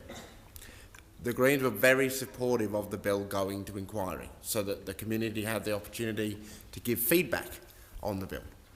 And one of the processes that we as a committee go through is identifying the witnesses that we believe need to be called to give evidence before the inquiry to enable the various ramifications of the legislation to be fully understood. When we sent out our list of invites for witnesses to give evidence to the committee, the Pharmacy Guild of Australia was on that list. They then, as an organisation, formally declined to give evidence to the committee. Their decline to give evidence came back to us as committee members, and I prioritised a further request to the Guild that they give evidence to the committee, precisely because I wanted to ensure that the views of the Guild in relation to the bill or any proposed changes to the bill were clearly understood, that they had had the opportunity to give their views on this legislation. They did not take that opportunity. And so, in my role as health spokesperson for the Greens, we took a meeting with the Guild as to their view on the legislation. And in that meeting, they articulated that their preferred approach to this area of policy was not to have vaping products listed under Schedule 3, which is a perfectly legitimate position for them to put to us in their capacity as a peak body. What I cannot cop, and what I must use this opportunity to call out, is the argument that the opposition of the Guild to Schedule 3 is based around a concern that these substances may not be appropriate for use under Schedule 3 because they, in the view of the Guild, are not safe. Let me say very clearly, the view the Guild put to me and my team in our meeting was that they would support Schedule 4 of these substances or they would support Schedule 2 of these substances. They did not support Schedule 3. So to come into this debate and propose that they oppose this scheduling because they are concerned about the safety of the substance is very disingenuous, given that Schedule 2 would have made it easier for young people and adults to access vaping products. It would have made them an in-front-of-the-counter substance without the requirement to engage in a therapeutic conversation with the pharmacist or to demonstrate your proof of age. So there's a lot that I will cop in this debate, but I will not cop that perspective from the Guild, and I think they need to be more transparent with the Australian public in relation to this debate. I also want to put on the record that we sit here today about to pass one of the most significant public policy reforms of this Parliament. It is historic what we are about to do. We are about to establish a world-leading scheme to tackle a serious area of public health concern. And I want to pay tribute to my incredible team, who through the course of this legislative debate, through the course of our consideration of the government's proposal, have demonstrated the most incredible capacity to engage with a complex policy area, to negotiate among many varied perspectives, to bring the community into the conversation, to ensure that the legislation's details were fully understood and known. And I want to thank them for their incredible dedication and work in this area. And I want to specifically acknowledge that this has taken a lot of time, as it should, commensurate with its importance. But it is really, I think, vital as we get to this moment today to acknowledge that while the people officially on the other side of the golden bar, hopefully, you would hope, played a role in getting the legislation to where it is, there are whole teams of people who have also given up their weekends, their evenings, their days off to get this to where it is today. And we as MPs have a responsibility, I think, to ensure that the public has a clear view that what we contribute to these spaces is the product of the team's collective work. And now I shall get to my question for the Minister. Minister, under this legislation, what does the government expect will be the threshold of reasonable suspicion a police officer will have to meet to conduct a search of a person? Minister. Thank you, Senator, for your question. Search and seizure powers are not given under the TGA Act, and this is a matter, Senator, for the states and territories. Our amendments strengthen the bill and ensure individuals will not be criminalised. The government's been clear since we began undertaking our vaping reforms that we are not setting out to punish or criminalise individuals who vape. We have rightly always treated vaping as a public health issue first, and the bill and its explanatory memorandum make this clear, indicating that offence provisions are not intended to be used against individuals, but rather against commercial actors. The government's amendments to the offence provisions, which we have developed with your party, after the application of the offence set out under section 41QD of the bill. This offence will now apply to retailers in a retail setting who possess less than a commercial quantity of vaping goods, ensuring that the offence specifically targets commercial actors. Similarly, the offence set out under section 41QC possession of greater than a commercial quantity of vaping goods now includes an exemption for individuals who hold up to 5 times a commercial quantity of vaping goods, provided they are for their personal use and were legally supplied. The government has also been working closely over the past year with state and territory governments, their health departments and police forces to carefully design an enforcement framework which again makes clear that individuals are not to be targeted in the application of these laws. I thank you, Senator, for raising this very important question. It goes to the core of the intention of these reforms, and I'm pleased we have been able to work together to ensure the bill more closely reflects our intentions in this regard. Senator Pocock, David Pocock. Thank you, Chair. Minister, I have a couple of questions on how this policy will be evaluated. But firstly, I'd just like to say, and Senator Ruston was making this point, that this bill has changed substantially over the last week. We're essentially considering a vastly different bill to the one that was on the table last week. And it's disappointing that stakeholders weren't given more time to consider these changes. Since the details of the bill were released earlier this week, the overwhelming message I've received directly from medical professionals and public health experts is that this is not ideal. As was mentioned, the Pharmacy Guild don't appear to support these changes, despite being the ones who will be the greatest impacted through this new model. And I wonder if at any time the Greens asked the pharmacy profession, the medical profession or the public health community about how they felt about what was being proposed and would sort of emerge early this week on this is the new model that's on the table. And I say this with the caveat that I don't disagree with many of the changes that have been made. But I know that legislation is strongest when there is rigorous debate, scrutiny and buy-in from those who need to implement it. Clearly, leaving the current policy settings in place isn't an option.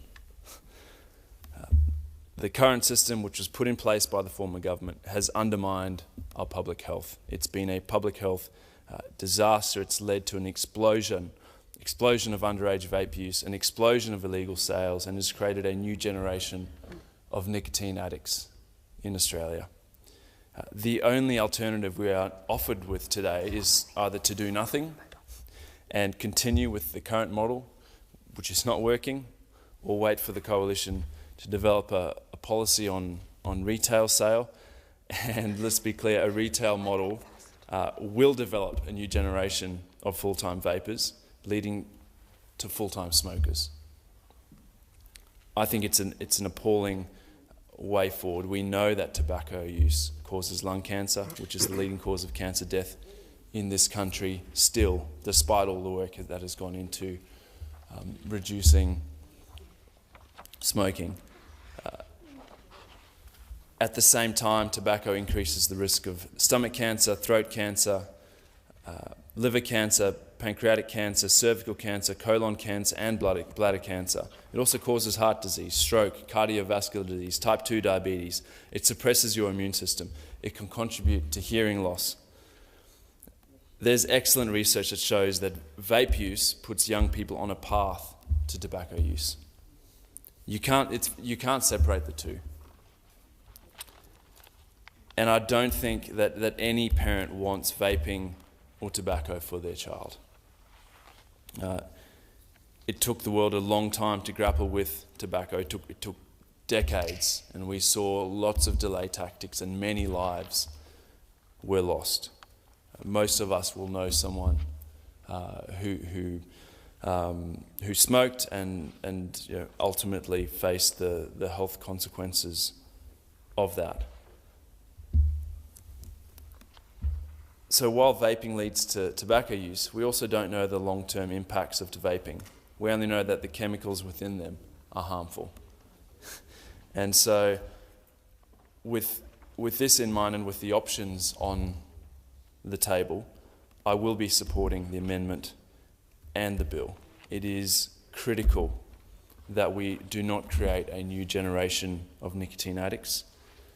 If we can stop it before it starts, we will be saving lives. And I would love to see us as a parliament taking this longer-term view on legislation, actually looking up to the young people who are coming through this building and getting a sort of a view on the democracy that is meant to represent them, but so often is so focused on the next election that we're not willing to do the hard things to protect them. And that comes when it comes to things like climate change and having a duty of care to young people, or housing, and actually addressing some of the root causes of the housing crisis. We've got to be looking longer term.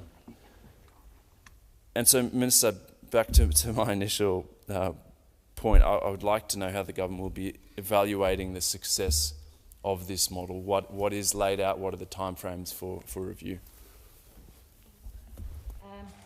Thank you, Chair. And thank you, Senator Pocock. And can I take this opportunity to thank you and Senator Jackie Lambie for your collaboration on this bill. I know that there's been tremendous effort that's gone into getting the legislation to where it is, and I certainly hear your thoughts there in your statement. There's been lots of data collected and reported already by AIHW and ABS, as you would know. What I've said previously in committee is that the legislation commits us to undertake an independent review of the bill and associated instruments within 3 years. The reason for that is because we need to be able to collate data over that period of time. And you're right, election cycles have a habit of interfering with all sorts of things. That's just me throwing that in, but I am conscious that time frame is important, and to reassure the Senate and the Parliament that independent review will take place as part of this piece of legislation. The government is using a range of resources and data to monitor the impacts of the vaping reforms over the short and longer term, and it's important to note these reforms include a series of different regulatory activities, many of which are yet to be implemented, and these reforms are part of a broader suite of regulatory and non-regulatory measures being implemented by all Australian governments to reduce rates of vaping and smoking. Clearly, the support of our state and territory counterparts is absolutely essential to ensure that this legislation is successful right across the country. We can't do this on our own, and that requirement of the states and territories is going to be critical, especially in the coming months as the Minister meets with the respective health ministers of each state and territory jurisdiction. We've certainly commenced work with the states and territories and other key partners to develop an evaluation program, including outcome indicators to monitor progress. And the work, as I said, of the states and territories is absolutely critical. You know, we want to work to end recreational vaping, and we need to ensure that those hardened smokers who really need a therapeutic vape to help them quit can get one. Most smokers quit without any nicotine replacement tools, but if a hardened smoker finds a resolve to walk into their local pharmacy and say, "I want to quit," then we want that pharmacist to have a conversation with them then and there and be able to offer the gum, patches or therapeutic vape that might help that smoker give up for good without having to refer them to a GP appointment that might be several days or weeks later when their resolve might have waned.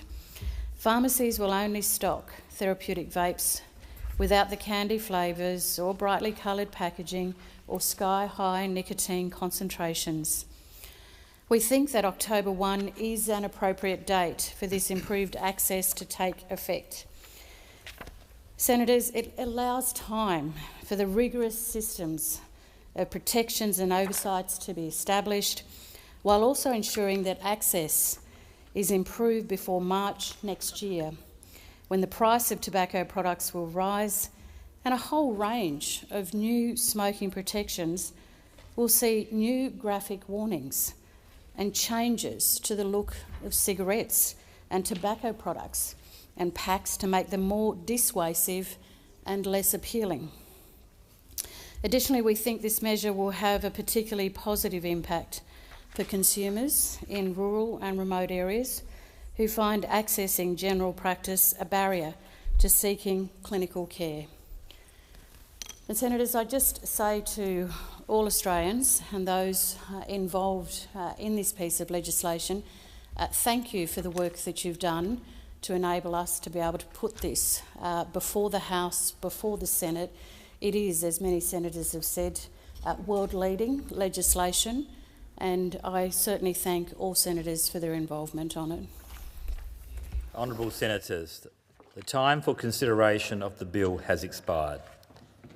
After I have put the question before the Chair, I will then put the questions on the remaining stages of the bill. In relation to the government amendments moved by Senator McCarthy, the first question relates to the amendments circulated by the opposition to the Government Amendment 5. So we've come to sheet 2681, Opposition Amendment 1. And the question is that the opposition amendment on sheet 2681 to Government Amendment 5 be agreed to. Those for the question say aye. Aye. Against no? No. I think the noes have it. You're seeking a division? Division? Division required. Ring the bells.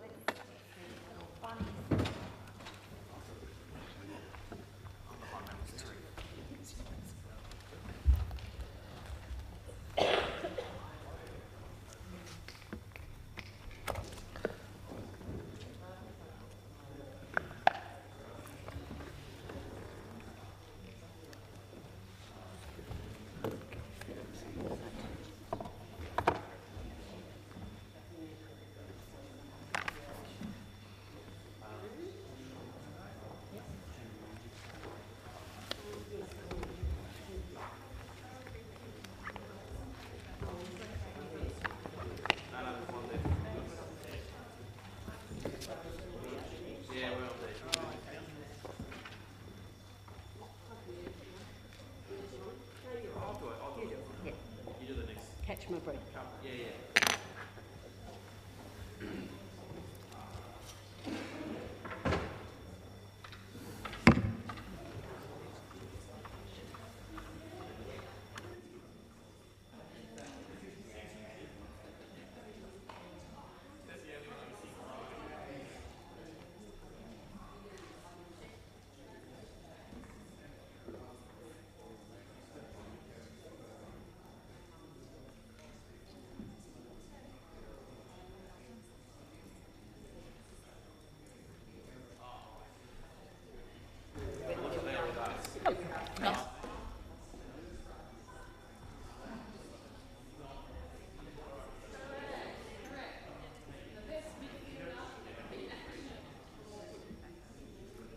Okay guys, people here.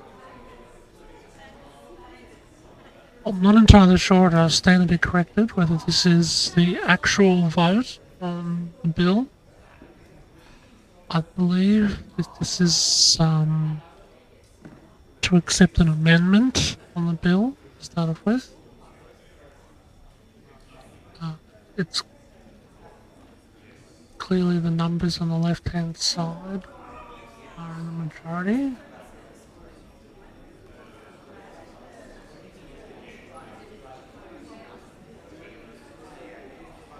Yeah, I believe so, James. I believe this is about accepting an amendment. So not the full bill yet.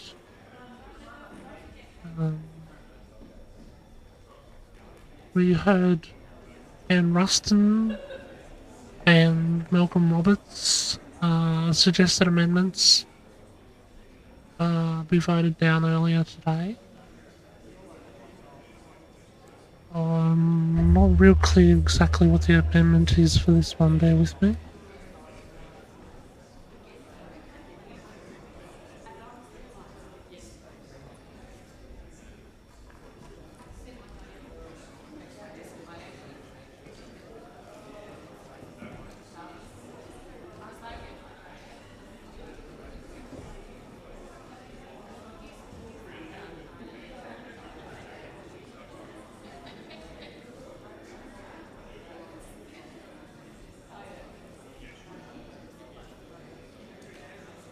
Yeah, there was two amendments this morning, 2662 for Anne Ruston and 2676 for Malcolm Roberts. They were both voted down this morning. This may be for another sheet, I'm not sure. I should have been probably listening a little bit harder, but I don't think this is... Lock the doors.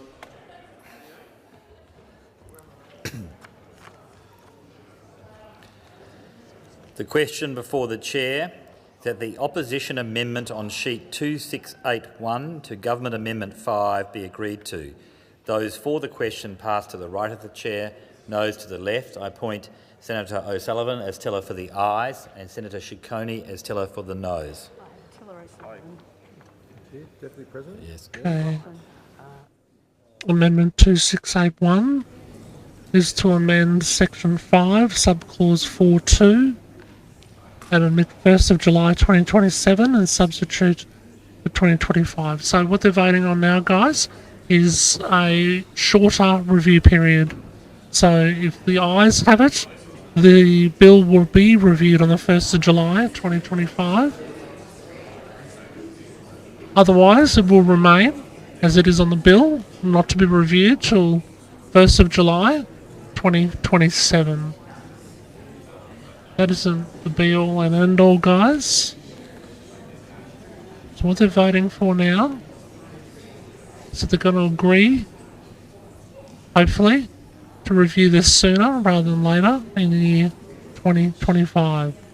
Voting on document 2681.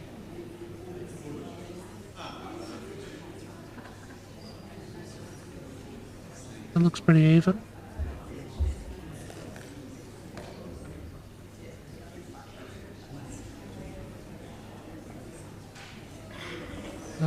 Those on the right-hand side of screen appear to be voting to not review the bill, even in its current shape till 2027.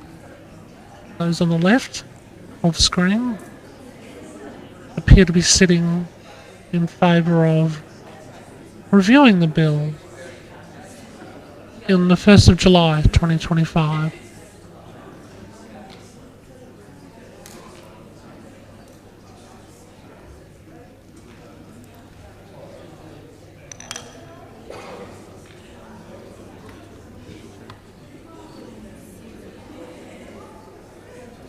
So those on the right-hand side.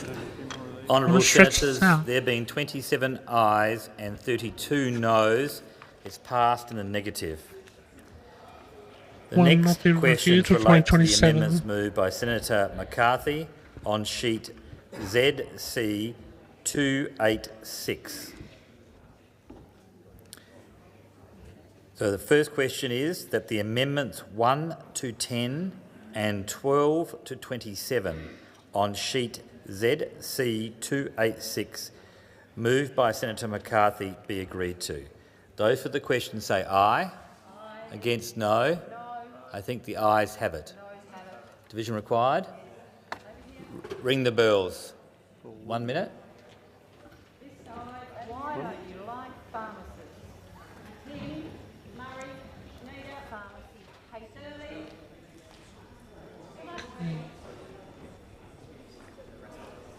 So what are they voting on now? Another amendment. As you heard, amendment ZC 286. For those who are keen, I'll put the link in the chat. That's the official amendment link, is what they're voting on now.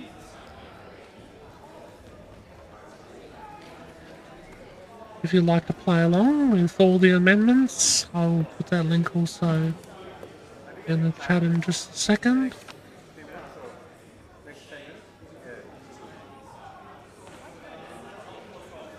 Okay, so that's all the amendments. What does this one entail though, guys? Lock the doors.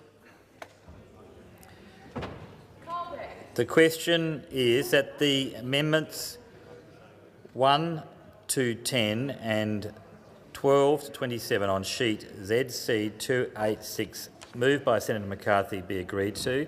Those for the question pass to the right of the chair. No to the left of the chair. I appoint Senator Urquhart as teller for the ayes and Senator O'Sullivan as teller for the noes. President? Yeah. Pratt. Still. Dominant. Hayman. Lyons. Faruqi. Hanson-Young. This is a government paper, guys, that they're voting on. Predominantly, this is a lot of the last-minute changes that were agreed on with the Greens. From what I can see, just very quickly. It relates to civil penalties, and if people committing an offence, etc.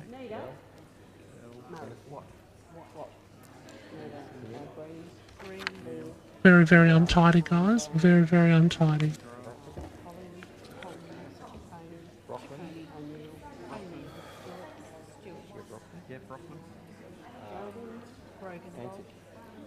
Antic. Sharma. Rennick.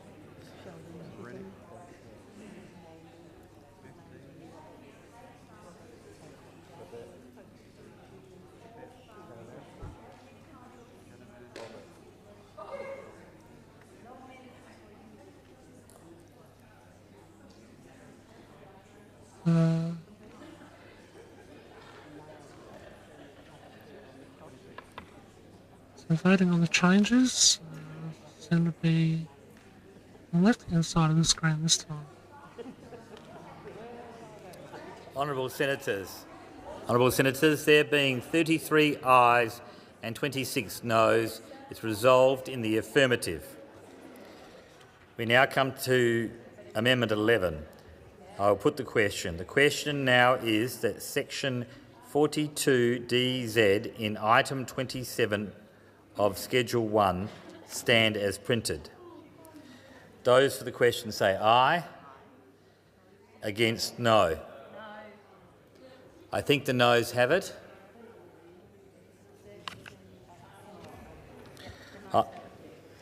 I will turn now to the opposition amendments on sheets 2586 and 2587.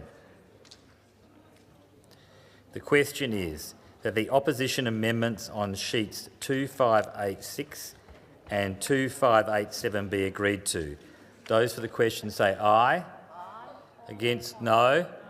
I think the noes have it. Division required? Division is required. Ring the bells. 1 minute.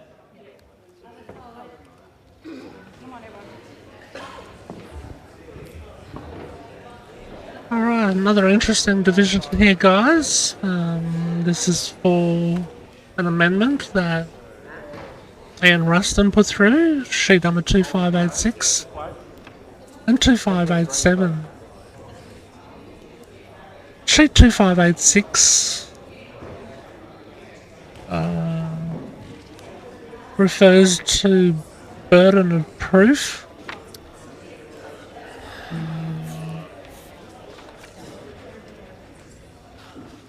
It's to take away the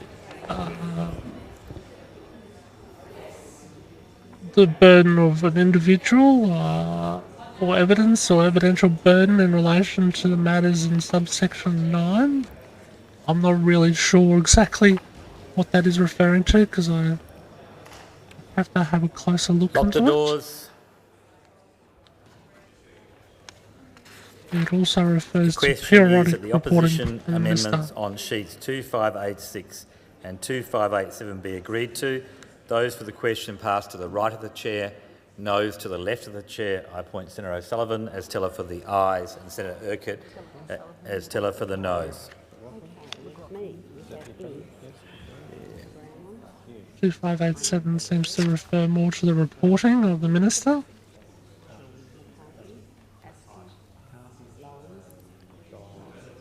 And that the Minister must report the period of 6 months beginning on the day this section commences for each 6-month period.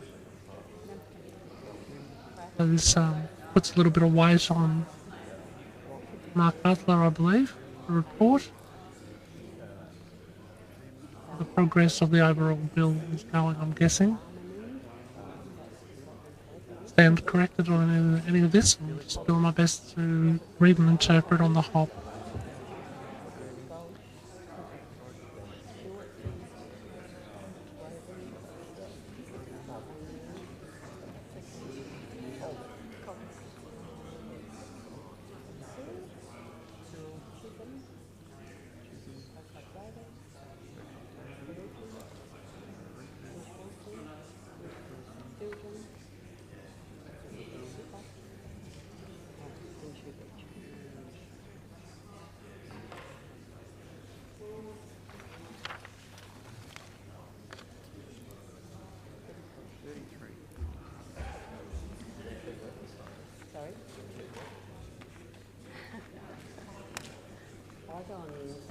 Again, for those playing at home. Honourable Senators, there have been 26 ayes and 33 noes. It's passed in the negative. So we don't want regular reporting from the Minister. I will now deal with the amendments circulated by Pauline Hanson's One Nation on sheet 2668. The first question is that certain components of the bill stand as printed or amended.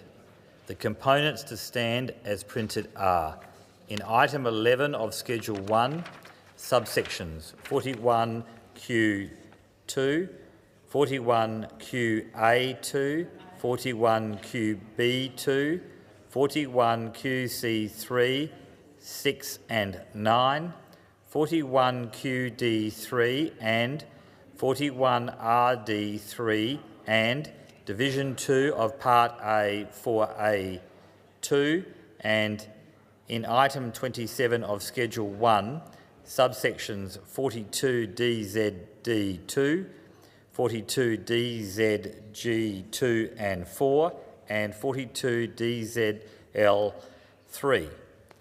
The component to stand as amended is subsection 41MN9B in item 111 of Schedule 1. Those for the question say aye. Aye. Against no. I think the ayes have it. We now come to the remaining question, and that is that the remaining amendments on sheet 2668 be agreed to. Those for the question say aye. Aye. Against no. I think the noes have it. Pursuant to order, I shall report the bill. All right, here we go.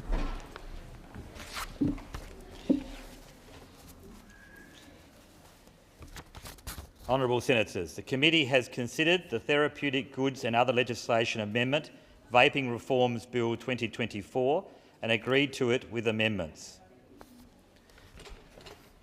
The question now is that the remaining stages of the bill be agreed to and the bill be now passed. Those for the question say aye. Aye. Against no. I think the ayes have it. Clerk. A bill for an act to amend the Therapeutic Goods Act 1989 and other legislation in relation to vaping goods and for related purposes.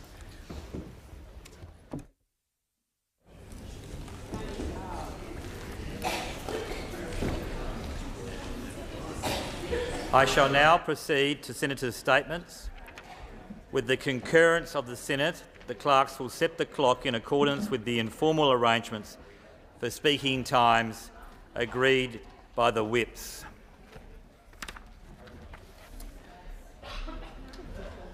Yeah. We'll just wait a moment, Senator Sheldon.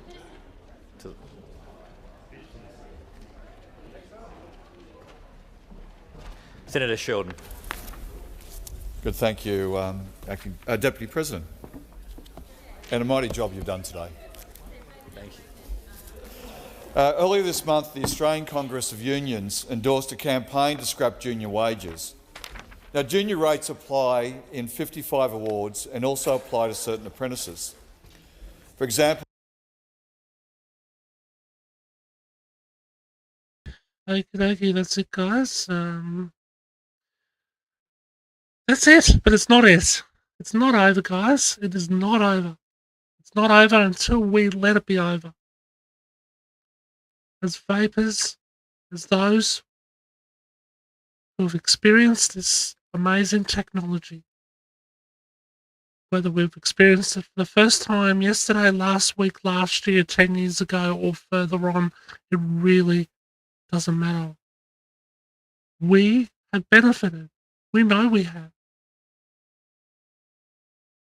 We must fight not only for ourselves, but for those 20,000 smokers across Australia who die needlessly each and every year. Why? Because it's really quite clear from what we've seen today that there is not enough understanding, not enough education, and a lot of corruption going on.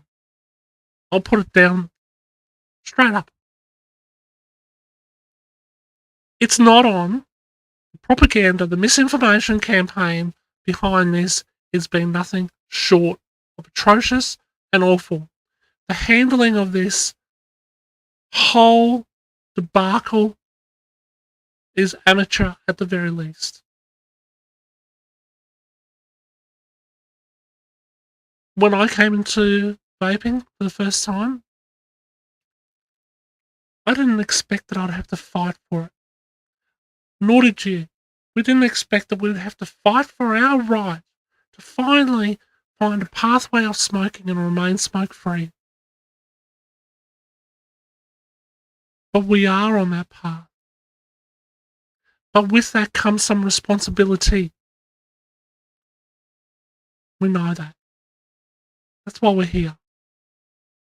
We're here to make a difference, not only for ourselves, but for our fellow Australians. This has been a shit show. We, as vapors, won't let this go. No longer. We are done with the propaganda. We are the vapors of Australia. We're the ones who have each other's backs. We are the ones who are going to stand up for what's right, because we know we have been wronged. I want each and every one of you to become active. Now, joining a live isn't about just, being told what to do. We're fucking sick of that.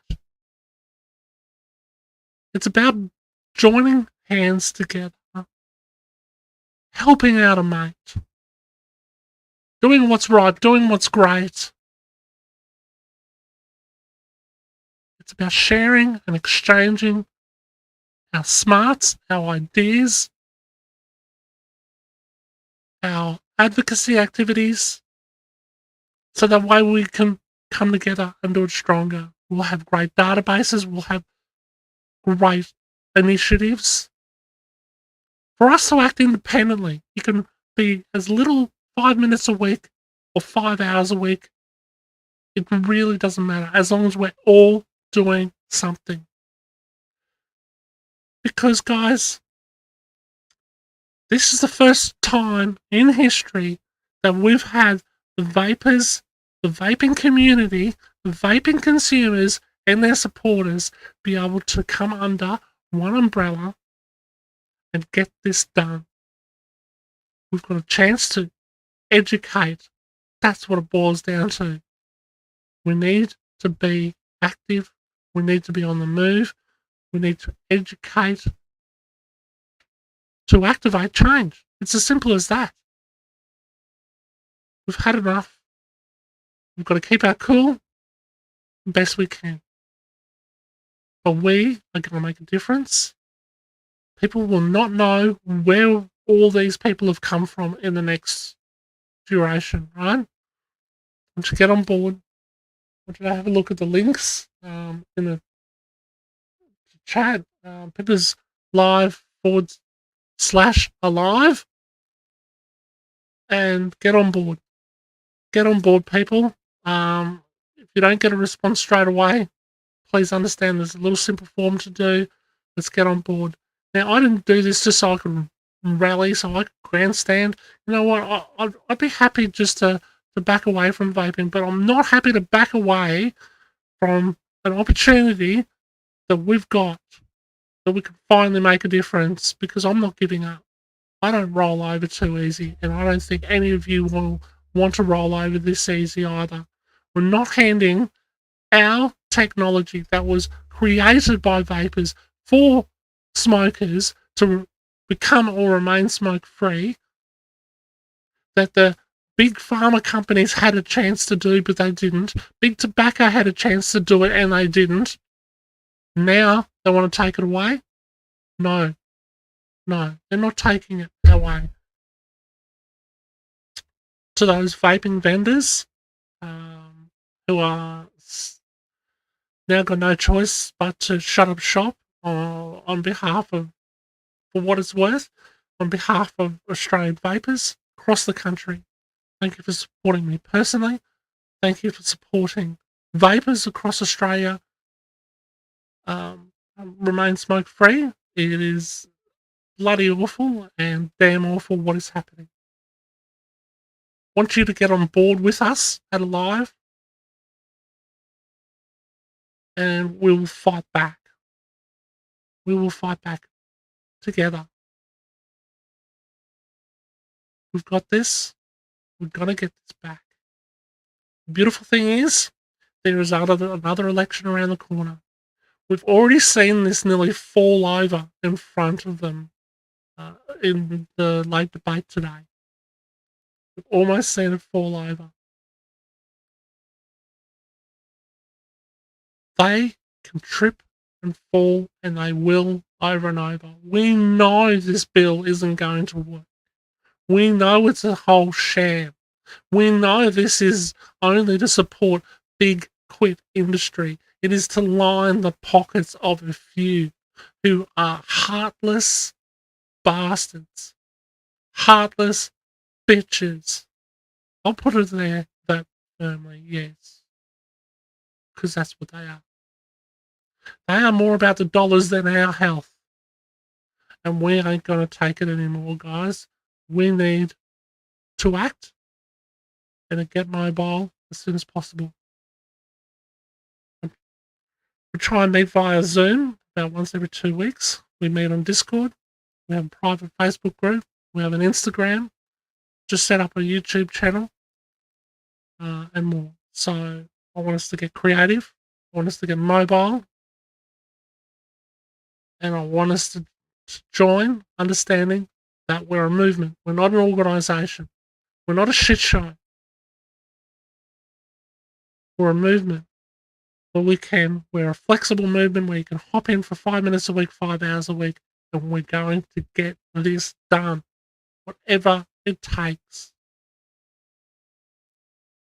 We owe it to those who, remember those people who introduced us to a way to remain smoke free? It's up to us to pass on the torch. And we can, and we will. With that said, guys, I want to thank you so much for putting up with little old me through all this. I hope that somehow I've been helpful. I want to appreciate those who have supported me and are supporting me to be able to keep going. I'm going on a smell of an oily rag and about 3 hours sleep. It isn't easy, but I think it's worth it. And I am doing my darndest to do what I can to pull us together, because I know that's my strength. My strength might not be in everything, but my strength is surrounding myself with smarter people. And I want you smart people to surround not just me, surround each other, surround the movement that is going to hit the Australian public between the eyes.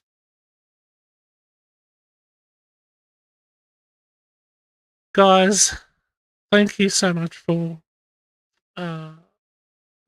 exercising some absolute patience throughout these last few days.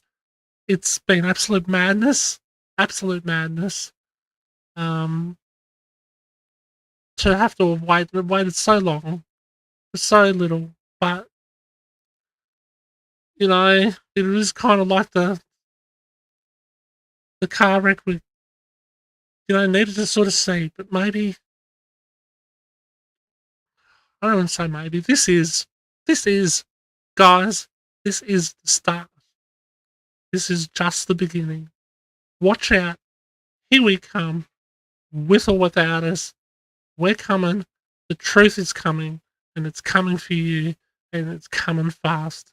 And I'm putting that language out to anyone who doubts the science, the real information, the education that we are about to disseminate here, there, and everywhere, that no one will be able to escape. We will be in touch with as many people who can help us along that path, and we will grow as a movement, and you won't even know we're coming. In saying that, once again, I will wrap up before I get on my soapbox again. For those who I know who are doing it tough and doing it through tough times, please reach out. Personally message me. I don't care. I really don't. I do care. I guess that's what I'm saying. Personally message me if you need. We have a great community and alive. I will get back to the emails as soon as possible. I understand these things can be triggering, but we are not going to let someone go without a vape if we can avoid it legally.